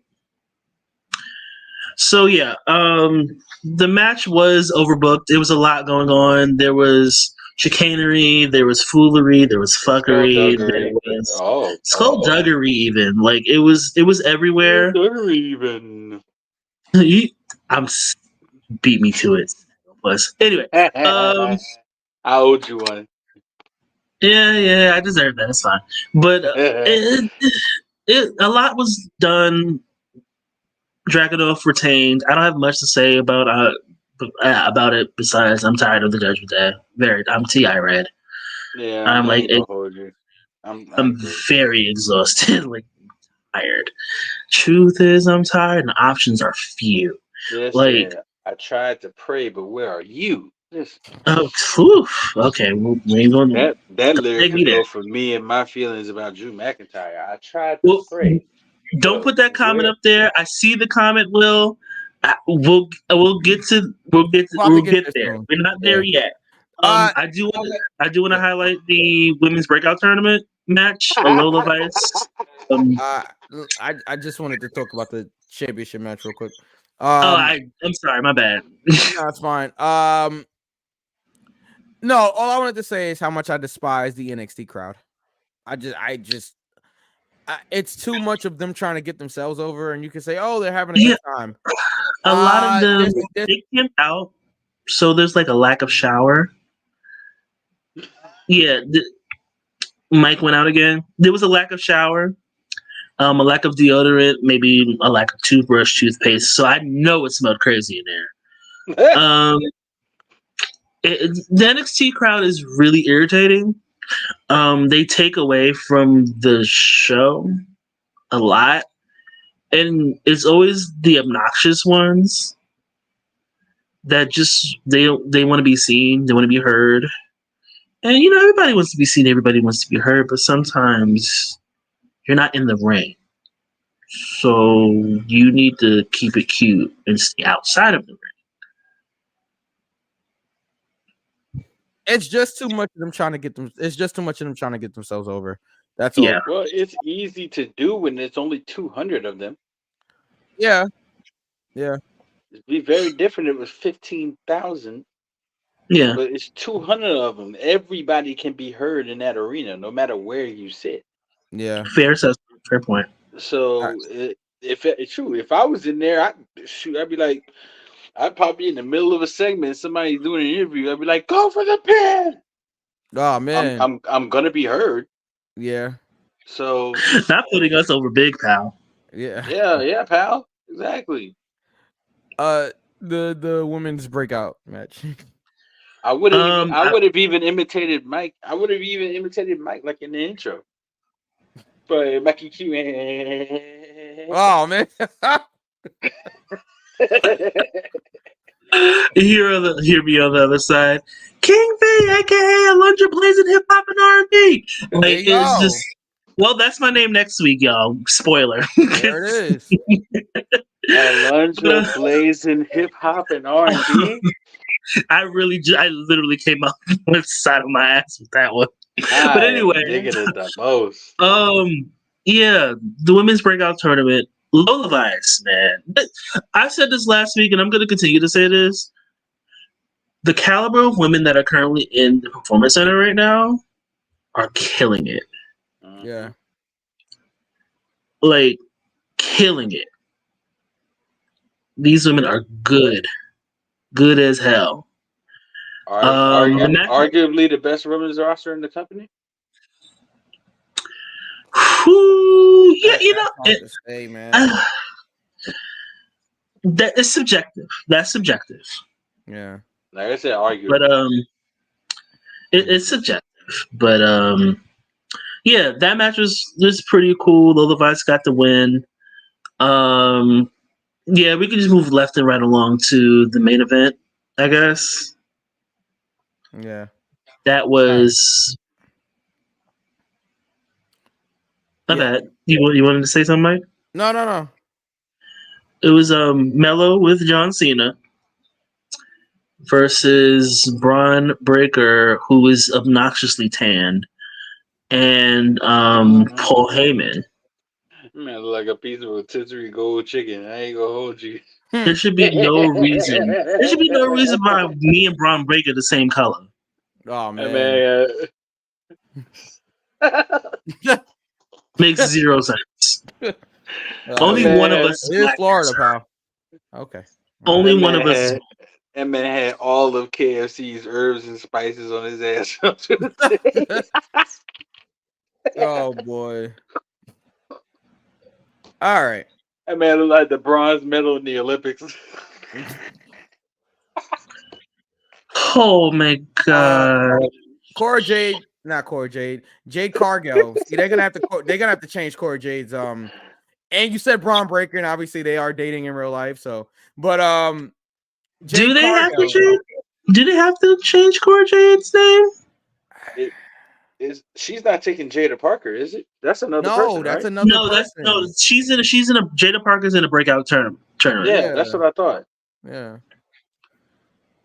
But Will, I hate you. Mello defeated Braun Breaker after Sikoa came out there and attacked John Cena. They fought to the back. After the match, Breaker speared Mello. Said he's a badass, and then this brought out the Undertaker. Let's put up Will King's comment, and it's funny because on every commercial they started playing the gong at the end. I'm like, all right, so everybody's just patiently waiting. Is the Undertaker really going to show up at NXT? And he did. He did. Just walking like his ass was shaved. You know, when leather pants would do that to you. Yeah, well, especially in your 50s, I'm sure. Trust me, leather pants will do that to you. I just want to also say that's wonderful. That's wonderful. Is the hat connected to the ponytail? Because Stop it. My goodness gracious. Because remember when WWE was selling that added on ponytail with the hat with the Bella twins and Trinity, when she was a Funko Dack. Yeah, did he just like put some kank along and just like he had the Paul Heyman hat on? Right. Oh man. What Cat Williams said to that one is does the headphones and the wig connect? Like, are they connected? Like, Oh my it, god. I feel like you just take it off and it's just bald, which is fine. There's nothing wrong with that. But I feel like the hat is connected to the ponytail. It's like one. Oh my goodness. So yeah, they did have a Bianca braid. See, the Bianca braid made sense. Yeah, that does make sense. The ponytail They, connected to the that hat, I but remember dragging it connected when to it the- came out. This cank along braid. Like, what is happening? Okay. Anyway, yeah, MAGA Taker came out to his MAGA music, and yeah, you know, choke slam Braun Braun the got a tan on pie. Braun Breaker. Braun got a Okay. pie for Taker, man. Braun got up there. Yeah, he I was did. like, wow, what a bump. And no, That's don't what even he do cut. don't do it. Don't do it. Don't do it. Oh no! Don't do it. Oh, no. Let's take Don't one do good. it. Wow, what a bump. Yeah, oh my goodness. Oh my god. Yeah, even Tony Khan was like, "Damn, that's impressive." All right. All right. All right. Before we right. get to Coca-Cola, before we get there, right? There was a promo or a video package Pillman Jr. by yeah, formerly Brian Pillman Jr. Under Trump. Wow. Crazy, but correct, Will. But wow. Brian Pillman Jr. What? Wow. That's all I have to say is wow. You know, he talked about how, you guys knew my dad. I didn't. He died when I was 4. Yeah. You know, and I'm nobody's junior. And that was, whew. Yeah. I'm like, I'm nobody's junior. I'm, taking the last name of the man who actually raised me, and his last name was King. And first name is Alexis King or Alexis King. So a lot of you girls and boys and theys and thems Pronouns, were yeah. upset about the name change. Clearly, the name change was actually something of his doing. Lexus was the name of his sister who passed away. Oh, see. Okay. All right. So when it was explained, I was like, okay, all right. And then people were so mad about it. Like, y'all are not wrestling. Right. Touch grass, eat ass, do something productive. Like, I just, like, I get it. We know he's Brian Pillman Jr. He looks like his father. Right. Yeah. Like, we get it. Would it be more marketable for him to be Brian Pillman Jr.? Sure. But, WWE has to own everything. He probably didn't get the kind of contract Jay Cargill did. No, of course Which in retrospect sucks when it comes to the name aspect of it. Because he would make more money, yeah, sure, as Brian Pillman Jr. But he wants to separate himself from that legacy. And this kind of people being upset about Braun Baker being Braun Breaker instead of at least Braun Steiner. Or, Right. We know who his dad is. We know who his uncle is. Like, I get it. I understand. But at the same time, when I found out the reason that his name is exactly that, I shut my ass up. Did I like it at first? No. I'm going to be real. No. Because it was like, okay, why not have him be Brian Pillman Jr.? And then the reasoning came out. And I was like, oh, okay. And Right. instead of getting upset about it, allow the name change to happen. He's honoring his family. Clearly, like I said, I was the one that tweeted this. Family clearly means a lot to him. Mm-hmm. And to be fair, he didn't get time with Brian Pillman. He did not get that time, unfortunately. Right. Because, like he said, he died when he was 4. Yeah. So you can't have, he said in his promo, I don't have much great memories because he died when I was 4. Mm. He died when he was 4. Like, Yeah. come on. King was his mother's maiden name. I saw that too. I saw that too. I'm not too sure about the semantics of that, but I do know that the Lexus part was for his sister that passed away. But regardless of that, he's honoring the members of his family that, to be fair, he grew up around. Right. There's I don't have an issue with that, but that promo was flames. Yeah.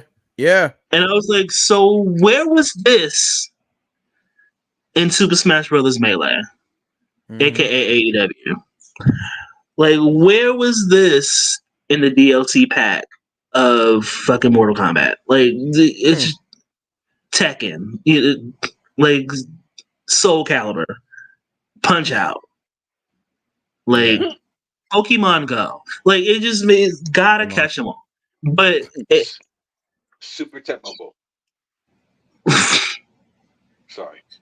No, Diddy Kong Racing. He was too busy getting shot down by MJF. Wow. We'll get to MJF. Anyway, I just wanted to talk about that really quick. Brian Pillman Jr. is now Lexus King. I hope he does well. I wish him all the best. Yeah. Put him in that. If they're gonna do some things to honor his dad, like have him be unhinged, okay, fine. Okay.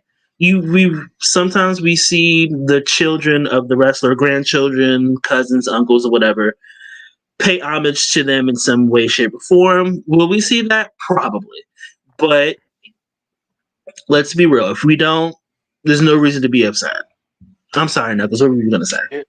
Here's the question. Excuse me. I'm terribly sorry.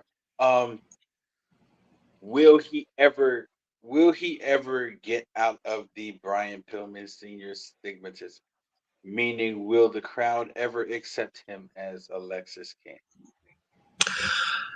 I think it's possible. For the most part, people have gotten, the fact that Ava, I haven't heard any Rocky chants towards her yet. Speaking of, there was a little segment with Ava Talking and Paul Heyman, and I was like, are they going to do it? Are they going to do it? Is it something to keep people talking? Probably. Yeah. But, can I see them moving her up? Yeah. Is it going to happen now? Probably not. But, I think that they can. Many second and third generation wrestlers can get out of that shadow unless they play up to it. Not everybody's going to be a Charlotte Flair. Not everybody's going to be like a Randy Orton. As long as they're not a Lacey Von Erich, because that's all we hope for. But will they allude to it? It's possible. Will we see it all the time? Probably not. Maybe years down the line, a couple of years down the line, we might. But I would rather him establish himself like how Braun is doing, which is smaller tributes to the family. But I would rather that first. Establish yourself first before we start playing tributes. Okay. All right. Yeah, we gotta get to AEW. Dying here. Yeah. All right. Awesome. Okay. AEW started with Brian. Oh, and it's a 2 count for me. Yeah, sure. 2 count. 2 counts across the board. I give that a near fall. Okay, Knuckles. 2 counts and 1 near fall. I think it. Yeah, I think the stat card did it for me. There was a few things, but either way, okay. I liked it. All right, beautiful cut and print. All right, Dynamite, like the few. Yeah, Dynamite. All right, like the boom. Mike is gone. He's not the only one. But let's get to AEW. Yeah. Ow. Brian Danielson, Swerve Strickland. Oh man, we'll lie, pal. Yeah. It's struggling. I am.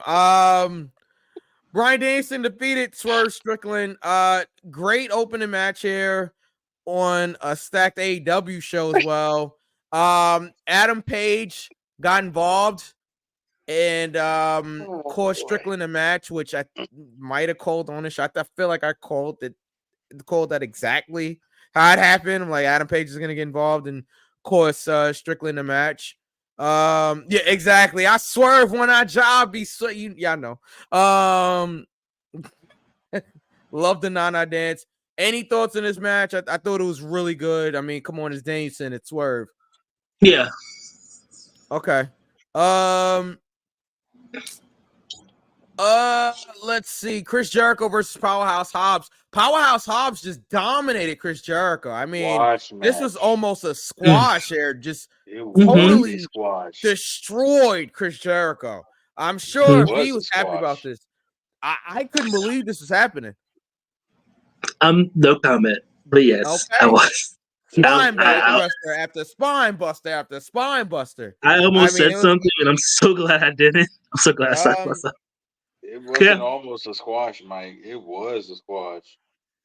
I mean, 6 spine busters. Sometimes, never mind. Okay, so nobody's gonna address the elephant in the room that they made NXT Mania 1 to really throw a wrench at AEW viewership. So I'll address this. I'm gonna make it quick because we got to get through the rest of the show. Yeah. I mean, to be real, it Patty? Sure. Big time.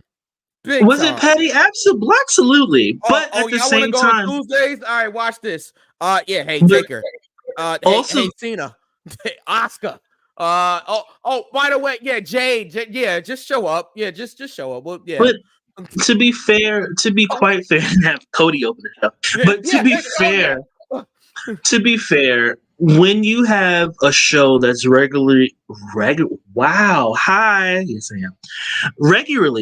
on one day, and you change it, you're gonna automatically lose viewership because people are gonna expect it to be on that particular date. You know, not everybody is gonna look or be on social media or look on DVRs and shit. Be like, oh, it's time for Dynamite, and then you see like Malcolm and Eddie playing. Or it's like, why is this? Why is it Dynamite on my TV? And yes, I said Malcolm and Eddie. That's the first thing that came to my head. I don't know why. Oh my goodness. But you know, when you're changing the Apollo. Okay, boo, pass the mic. When you change the date of something, the day that something comes on, you automatically going to lose some core viewers, only because they're expecting it that day. You know, they might have another show on Tuesday to watch. They might be watching NXT on Tuesday. You know, and then you lose in ratings, and you go on a full-on rampage. But about ratings and making jokes about sexual assault and stay tuned. Like I said, what Prince said, what'd you put in your nose? Oh, is that all the money goes? The river of addiction flows. You think it's hot? But anyway, that was Pop Life, y'all. That's a B-side. But anyway, yeah, I just they'll be all right if I see Malcolm on TV. Or UPN. Did it come on UPN? Yes, they did. Yeah. AKA you pick a nigga because the Parkers, Moesha, girlfriend, homeboys in outer space. And the house. Motada is crazy. I Motada.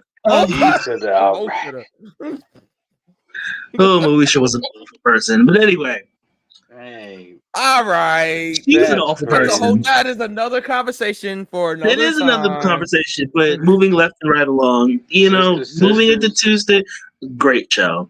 But Hanging with Mr. Cooper. I don't know why I heard something else. AEW International Championship match. Orange Cassidy beat Ray Phoenix to become the international champion again. Yeah. Chicken.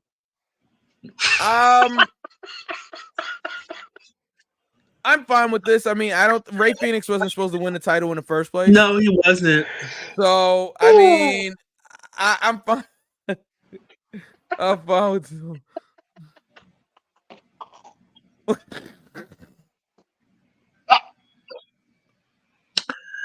No, she was just an awful human being, and so was her daddy.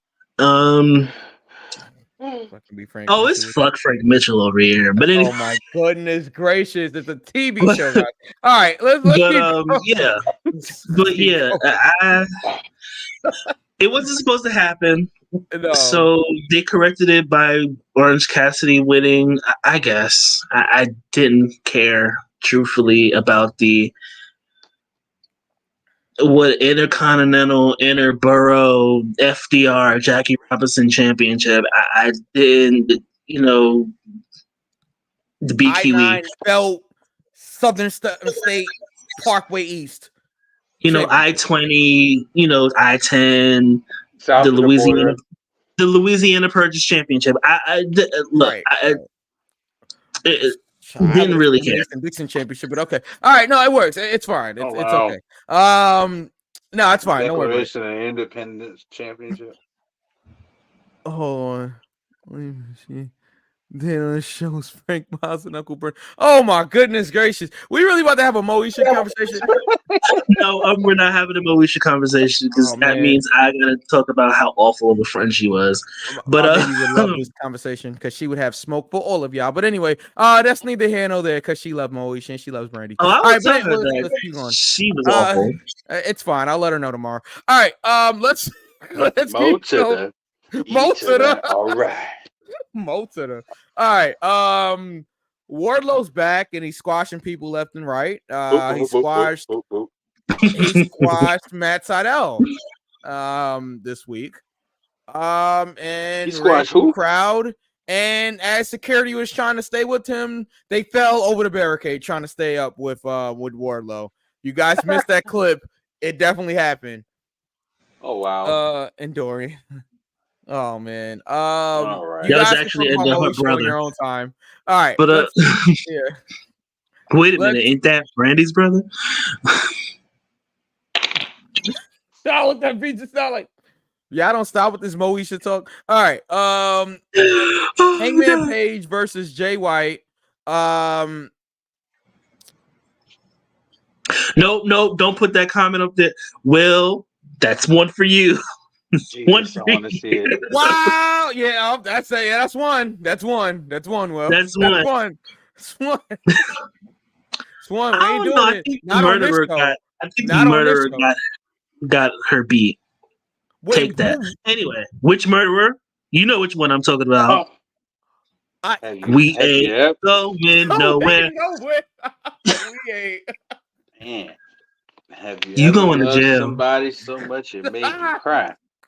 He can't be stopped now. Bad boys for life. Because it's stealing niggas' money for life. Oh, they about to put that bad boy in his life. All right. Okay, let's keep going. Have you ever loved somebody so much it made you cry? I hate that song now, so let's move left and right along. Okay. Okay. Jay White defeated Hangman Page. Hey man, I'm just sitting up in my room. Come on, man.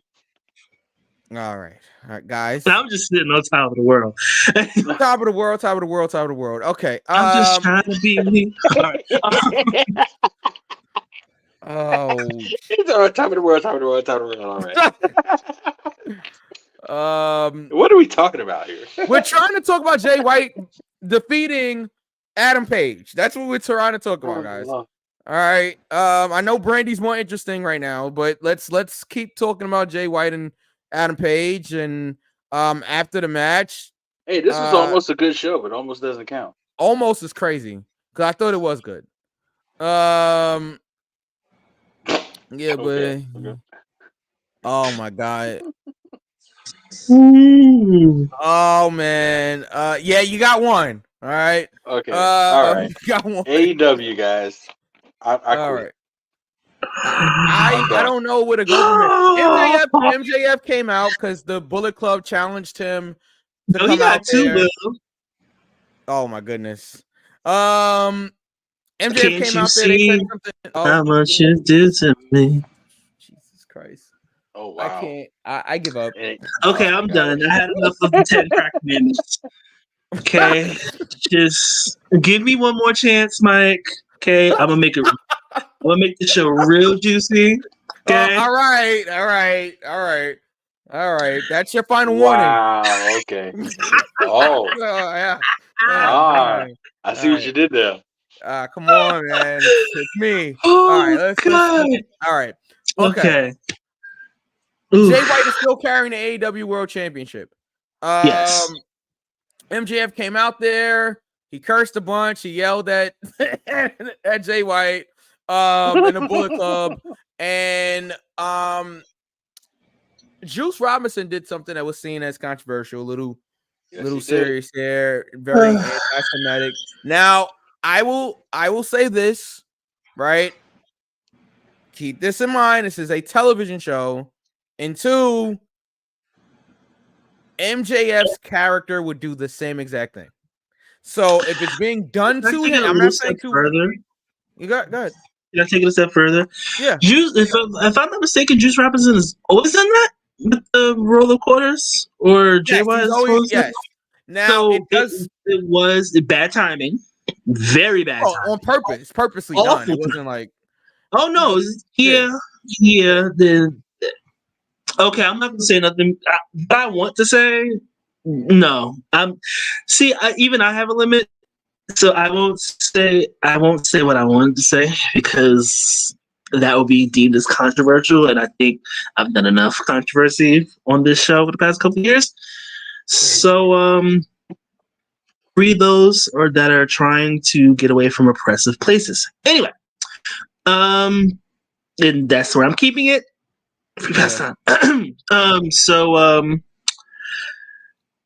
Yeah, bad timing. Very bad timing. Very bad timing. Very, very, very bad timing with current events. I did watch it back because I didn't watch AEW live. I was gonna try to, and then I got overwhelmed because it was everything everywhere all at once. So I did rewatch it. I saw what was done, and I was like, ooh, yikes. Now, to be fair, like I said, this is MJF, right? And MJF prides himself on doing the exact thing to other people. You know what I'm saying? So this is to keep that same energy situation. Exactly, Knuckles. So should have been done. No. At the end of the day, though, it's MJF, and this is what his character brings out of people. So, hold on, give me a second. I don't understand how it correlates, though. Can somebody explain? So right now, I'll explain it because this is kind of my forte. There is a conflict between Israelis and Palestinians. So I'm trying to keep it as neutral as possible, despite how I personally feel. So basically, imagine real life watching colonizers completely take out the indigenous people of America. That's technically what's happening right now. Yeah.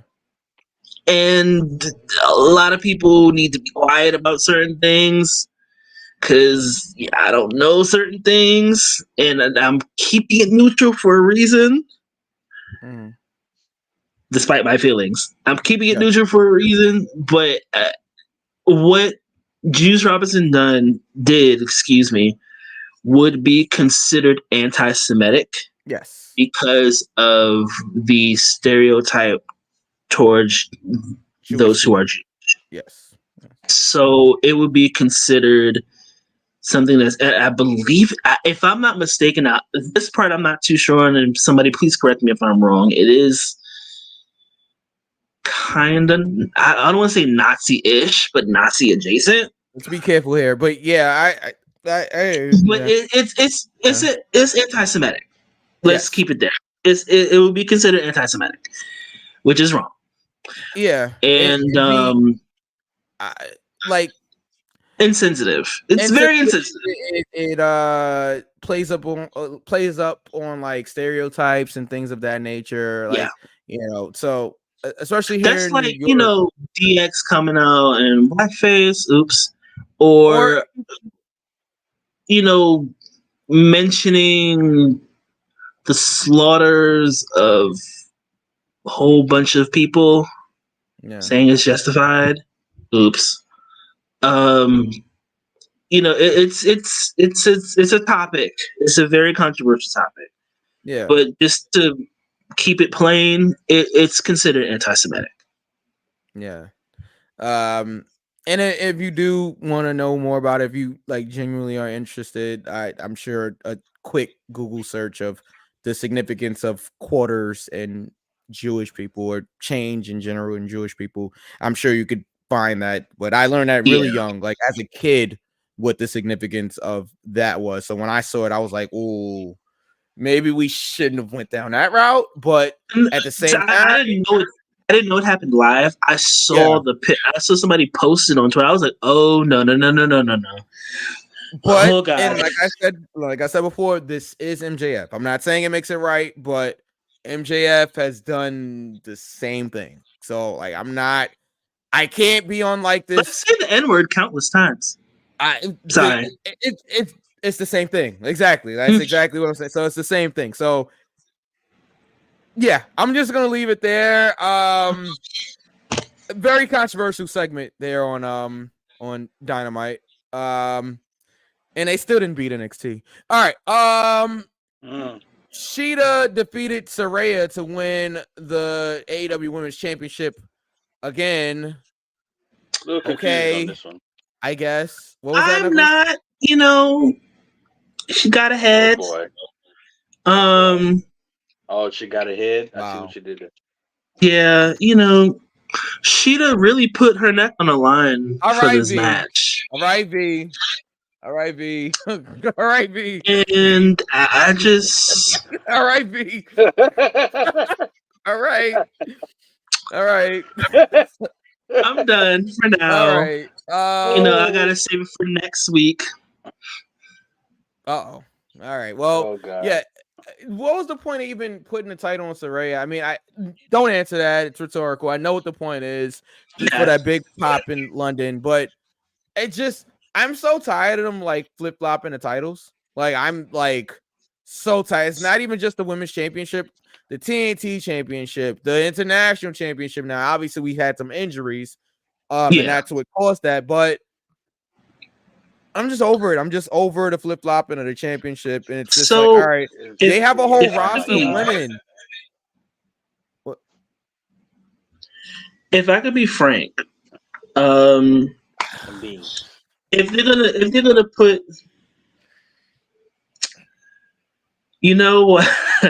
my head hurts too. I'm feeling it in my neck, actually. We gotta keep things aligned. Okay. You know what, Mike? That was very Mike, that was very negligent of you to do that. Negligent is crazy. But honestly, okay, Shida winning the title again. Okay, we trust Shida. I like Shida. Sheeta's very good at what she does. She doesn't have a transphobic boyfriend that's murderous. That we know of. I honestly wish that they would have put it back on Toni Storm. So I just want to say this right now. Toni Storm has one of the best characters across companies in wrestling right now. To me, Yeah. she's very entertaining. She reminds me of like a Marilyn Monroe. Here I go being a theater kid again, like a Roxy Hart from Chicago. I know. I'm telling on myself constantly on the show. Anyway, with her doing these segments and then during matches, like we'll be right back after. That is, it's so good. Cool. The subtleties of what Toni Storm does is so amazing. Damn it, Will, that's 2. Yeah, that one is really. That's 2. Yeah, that one is 2. Okay. All right. You never know what's gonna come next. Oh, okay. Yeah. You're snapping right now. Yeah, speaking of next, because you're snapping right now. Okay, you need to get it back together. Hold it up. But anyway, shake a little bit. Not everybody can do that. Wow. Hey, hold on. I'm about to pop both of you guys by saying this. No. Stevie Ray. Is that Stevie Ray? No. Yes. I'm leaving. I'm going. And it's about to be on like a steaming pot of neck bones. Now can you dig it? V? V? Where'd he go? Good night, Moon. It's steaming pot of neck bones. Now can you dig it? Next match. Okay. V, you started this. All right. Luchasaurus. Not my fault I got a good head on my shoulders. Oh, man. Oh. Luchasaurus facing the...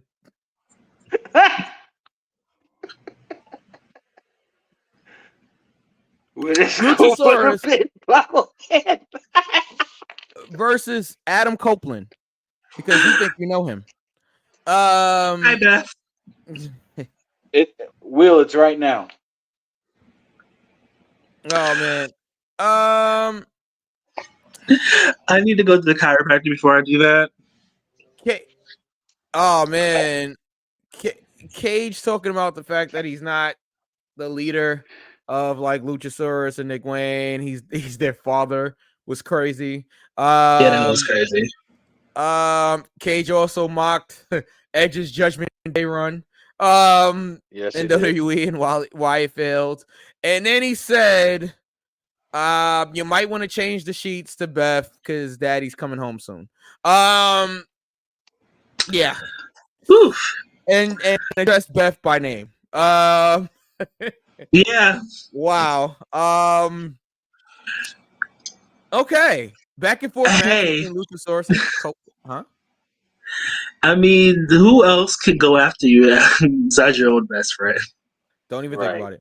I would never do. Now, certain things off limits. Yeah. Well, I mean, if we're in it's a wrestling angle, so it is. Even if imagine me and you in a wrestling, certain things are off limits. Certain things I would never touch. She'd be down. She'd be fine.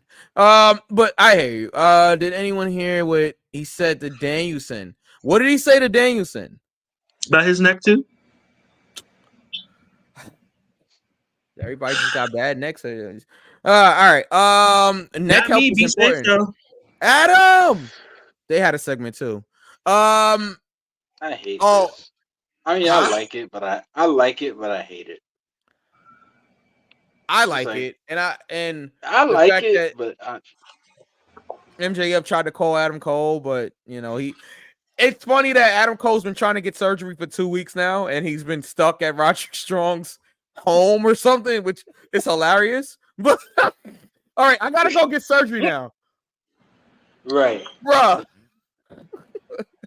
Oh man. But Will, what did he say? The birdie line. Yeah, a little birdie told. Yeah, I did hear that. Oh, yeah, we told me that you were talking about children. I forgot that. You want to talk about children? You want to talk about children? Oh man, the little birdie line is crazy. But yeah, that was wild. That was wild. I was like, God. Christian is doing great stuff at AEW. I was like, what the baby do? The baby didn't do nothing. Christian's doing great stuff at AW. From the moment that he told Jungle Boy's mother, "You raised a piece of shit," and he's right about that. But anyway, that's neither here nor there. Not Luke Perry, Jack Perry. I'm sorry, Jack Wrong Perry. Yeah, I'm sorry, Perry. Yeah, no, not that. Definitely not that Perry. Not Perry the Platypus. Not Perry Saturn either. Mm. I hope Perry said it well. I do too. Oh, Mobby's all right too. All right. Oh my God. Let's end the show. Okay. Adam Copeland defeated Luchasaurus in his debut, but couldn't defeat NXT in the ratings. Does this mean that Adam Copeland's not a draw? I'm putting it out there. I saw it on Twitter, and I'm just asking the question. No, okay. No. I just feel that 900,000 guys.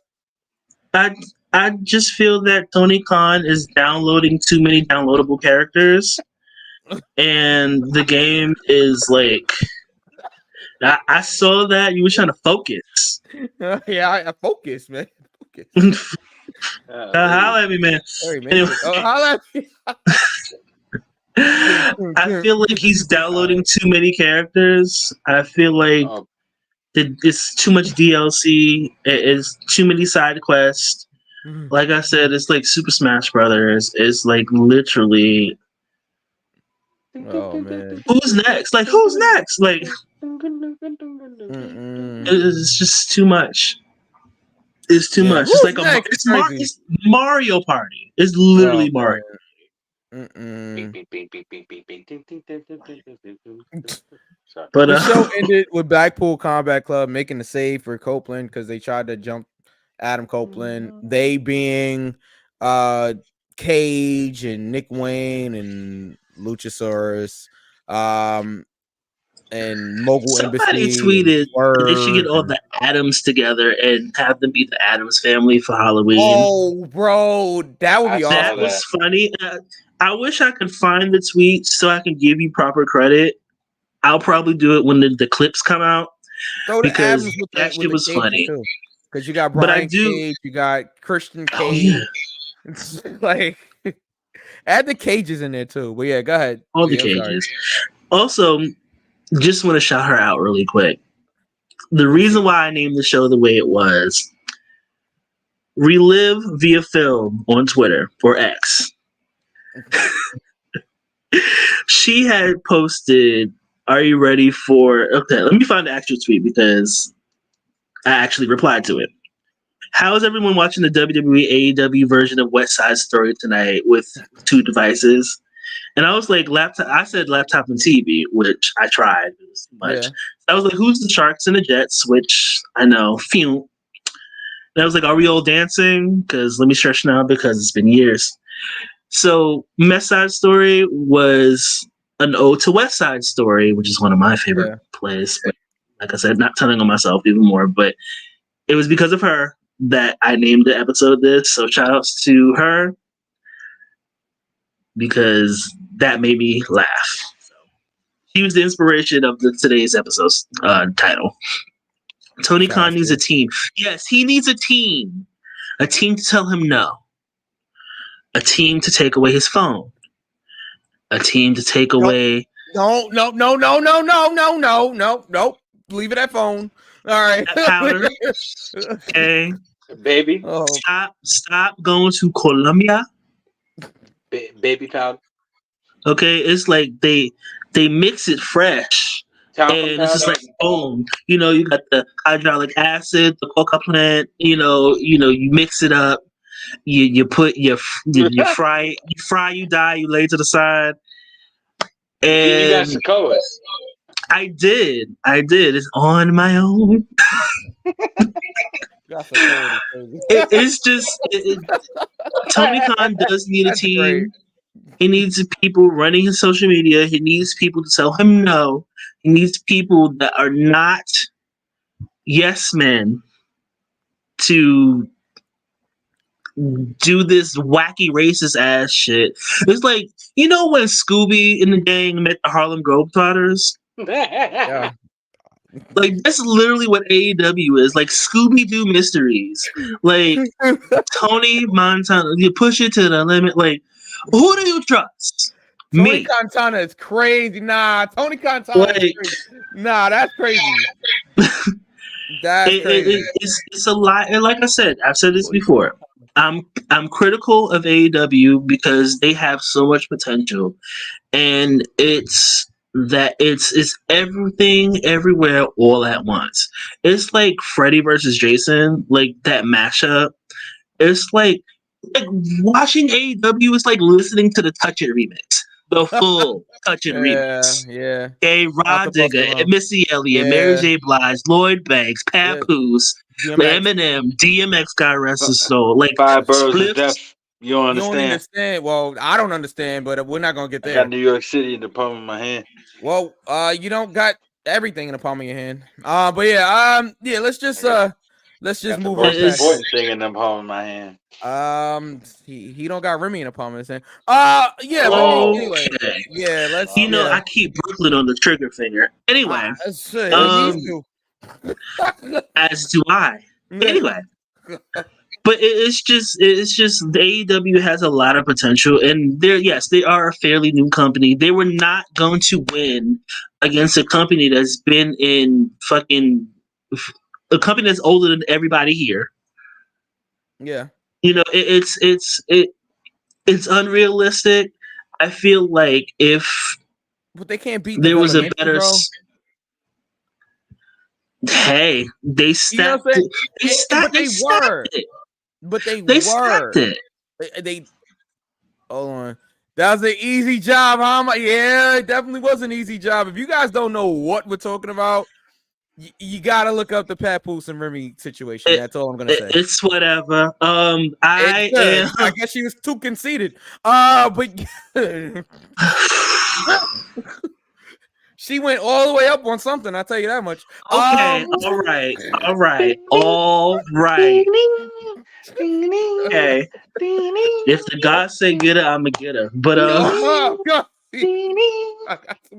no, but seriously, AEW has a lot of potential to be great. All the way up. You know, they have a potential to be great. It's just that you give us these wacky races, fucking Merry Metalese ass cartoon Tiny Toon Adventures ass matches. It's like it's like literally watching. You know, like the 5th season of Martin that we don't like to talk about.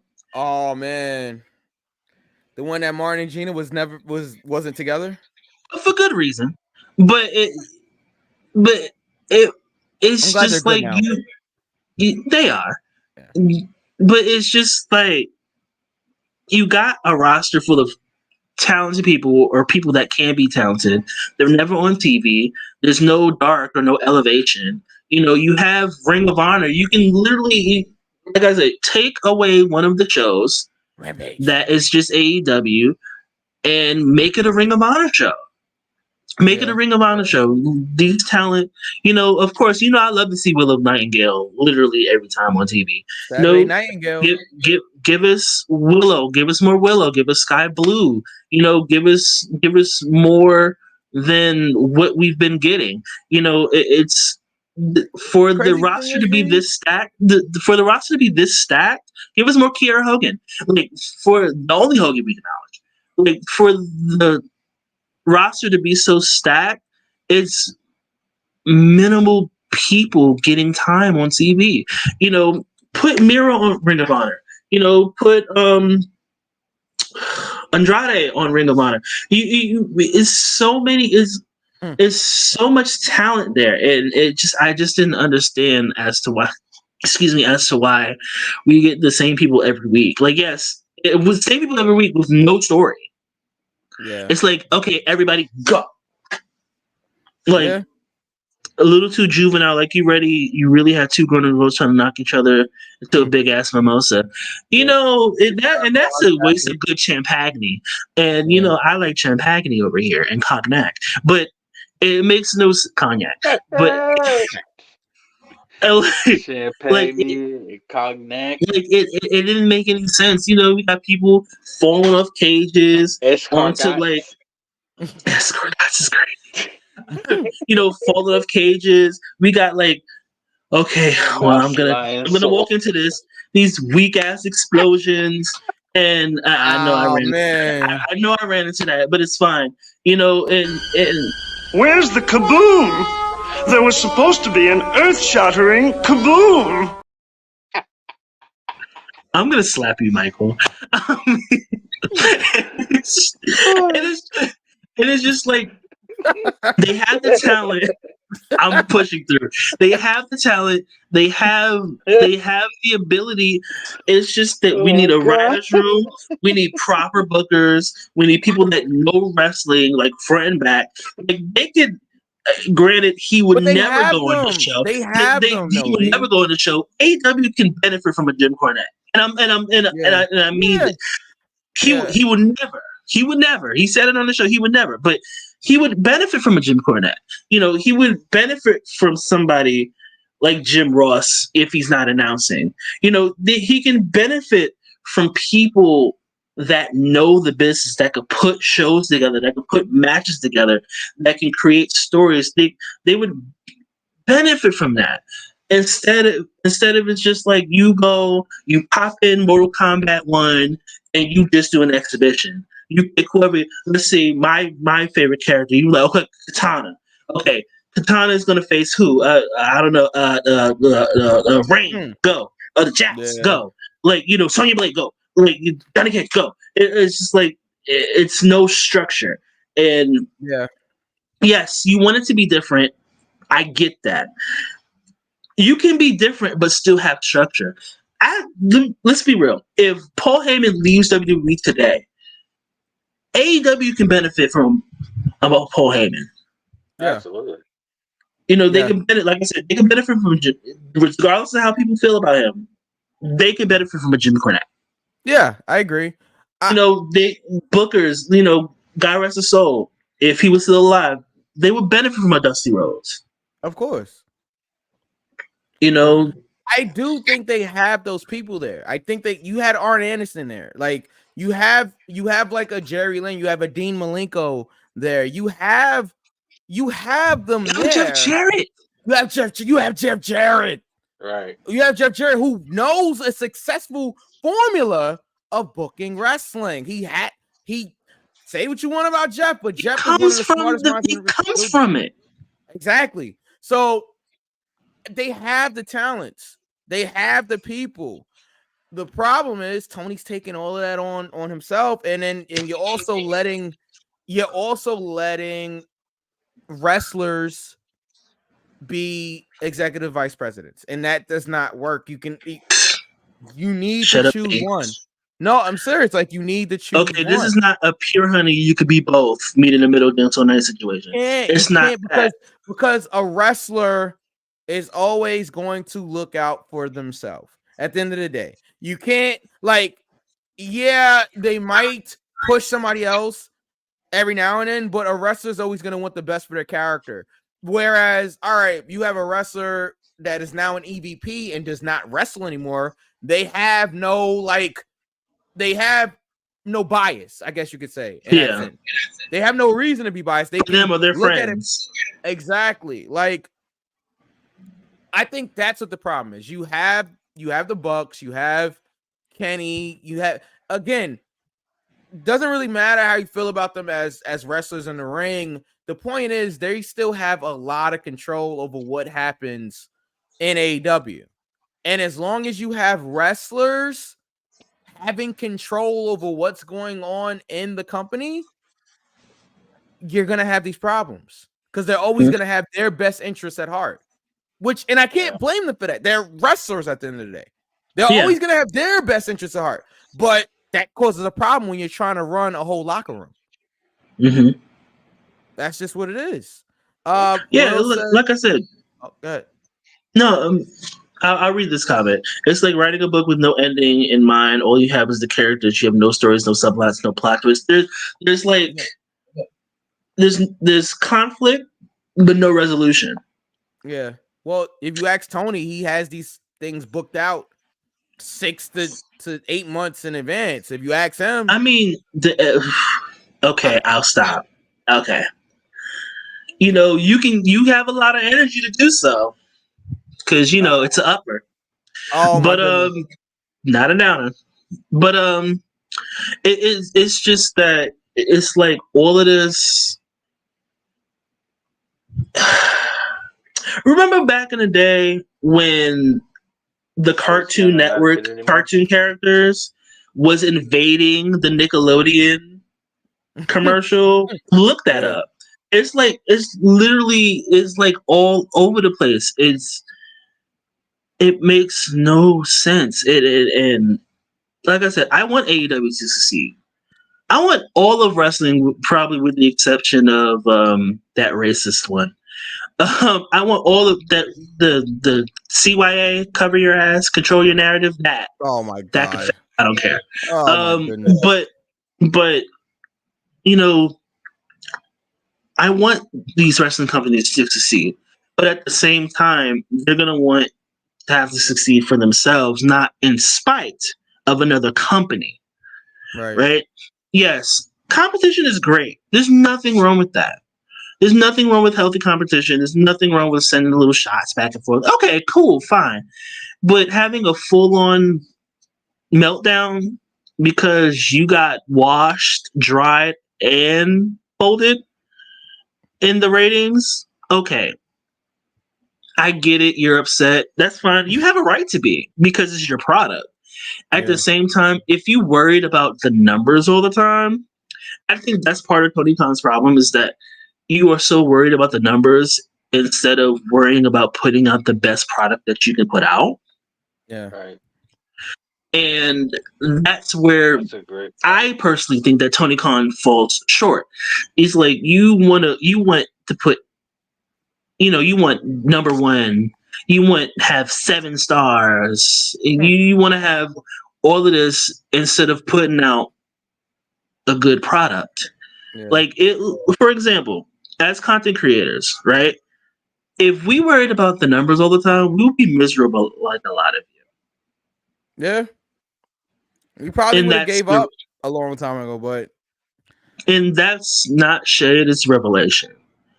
You also have to understand that even as us as content creators, certain things is not everybody's gonna like what you put out. Right. There's gonna be criticisms of what you put out. People may not like what I said. I don't give a fuck, but I understand. Yeah. We are not for everybody. Some people may not like the fact that I'm too hot for TV. I am. I know that. Some people might not like the nerd shit I do. That's a part of me. It's part of who I am. I give you 100% of me on this damn 51% of me on this damn show. But it's you have to understand that not everybody's gonna like what you put out. Yeah. And it's understandable to be upset because you're human.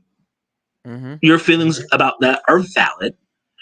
But doing all of this extra shit because you lost in the ratings, like first of all, you're not on a regular day. So you should have already understood that you were going to lose some viewership. 2, you don't have the longevity or the roster to put enough asses in seats. And whether that's in a stadium or in a venue or at home, maybe 10 years down the line, you might be able to bring back a Kenny Omega and everybody goes crazy. You might be able to bring back a Jon Moxley, and everybody goes crazy.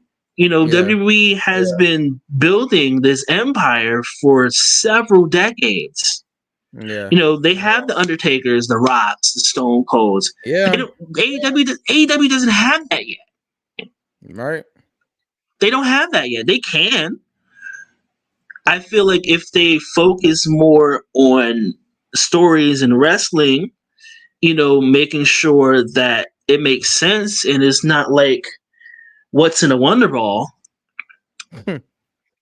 It's like an Easter egg hunt. It's like an Easter egg hunt. You never know what you get. Like if they were more focused on putting out the best possible product instead of worrying about the numbers or how other people may feel about your product, it's I feel like they would do much better, which is why Tony needs other people in his corner. Might leave that up there right there real quick. You know, it's bad for AEW when Dave Meltzer is talking down on them. First of all, Dave Meltzer in and of himself is a dumbass. Let's just go ahead and put that out there. Maeve Deltzer. I even pronounced his name wrong. Maeve Deltzer is great. Yeah, he's a jackass in my opinion. So, but just to like piggyback and just put my 1.5 cents on what V said. I didn't hear that. Will, sorry. This is the difference between someone, two people owning companies. Well, not so much owning companies anymore, but two people in control of companies. One person knows the wrestling business in and out, backwards, forwards, left, right, diagonal. The other one does not. This is a nepo baby with money, right? And of course, seeing what we've heard and what the rumors are that Vince has been completely and utterly taken out of the picture as far as creative for WWE is concerned. Expected to get it's a new day, yes it is. But expect things to get worse for AEW. Because WWE finally has the right person with the right goal and the right intentions in mind, in control 100% of the creative process of WWE. Yeah. Expect things for AEW to get worse than they are now. And I'm saying that on the 13th of October, correct? 12th? Yes. 13th? Yes. 13th of October. The 13th of October. It's still the 12th in the morning in LA, but yes, here in New York, on the East Coast. Well, here on the East Coast, it is 2:02 in the morning on the 13th of October in 2023. Mark it. Expect things to get worse for AEW now that Triple H has full control. Because well, look, attendance is already down. All right, their viewership is down. They need to do something. They need to figure it out. And I'm not gonna go through it again because we already talked about it last week. Yeah, they gotta do something. They do, and I think they can do it. I don't think a lot of people feel that AEW was a WCW 2.0. I wouldn't go that far. No, I don't think so. I don't think. Well, I mean, we're on the road again. But I want AEW to do well. Yeah. Not because we know people, not because we know people personally that are in the roster. I want AEW to do well. I think that with the existence of AEW, it caused WWE to step their cookies up, and before they crumbled, because oof.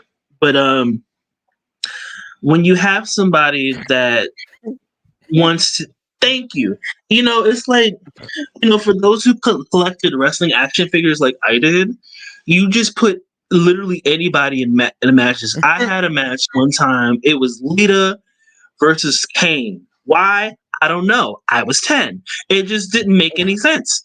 It was like, granted, it happened, like it kind of led there really like a year or so later. I mean, like my mind, calling me nothing, I forget how I read it. But it's like you dump out a box of wrestling toys and you just like go. Like that's really what it's like. And I feel like I said before, if there was more structure and instead of like the free for all, like you were playing Super Smash Brothers, it would be a lot better than what it is now. AEW has so much potential, and with the acquisition of Ring of Honor, you can literally split your roster. Yeah. Have certain, have your stars in AEW, have your Ring of Honor stars, separate them, let them do their own thing, have writers for that, for AEW, have writers for Ring of Honor, have bookers for AEW, have bookers for Ring of Honor.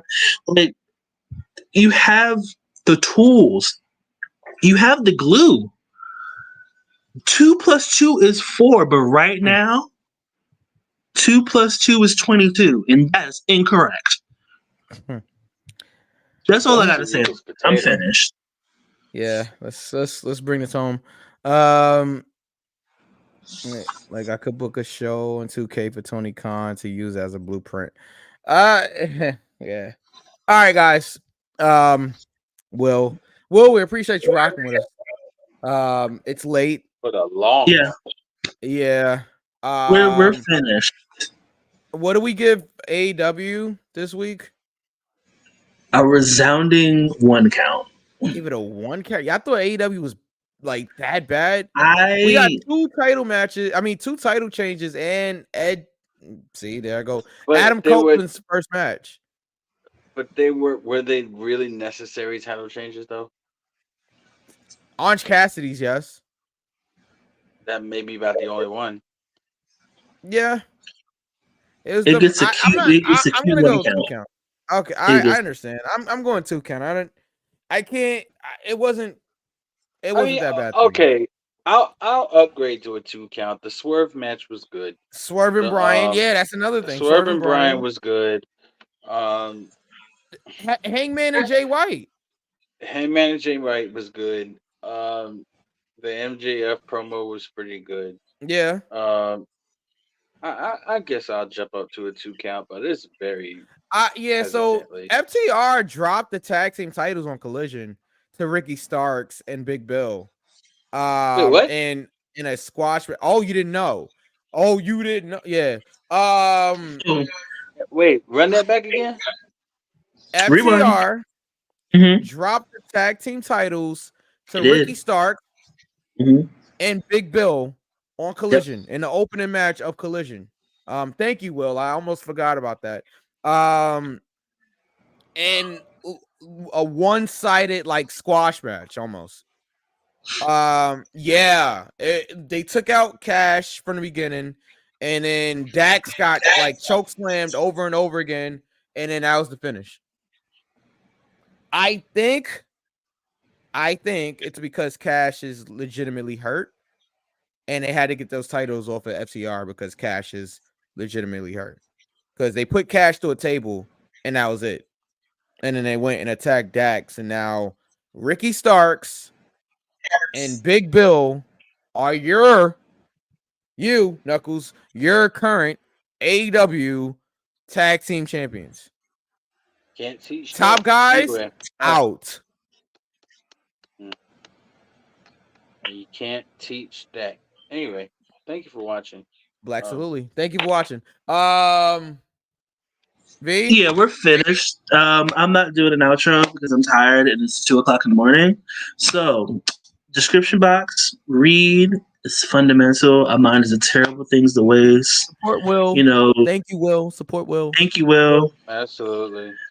Trashman comes on Tuesday. God loves you. God loves me. Bye. If you understood where that came from, shout outs to you. All right.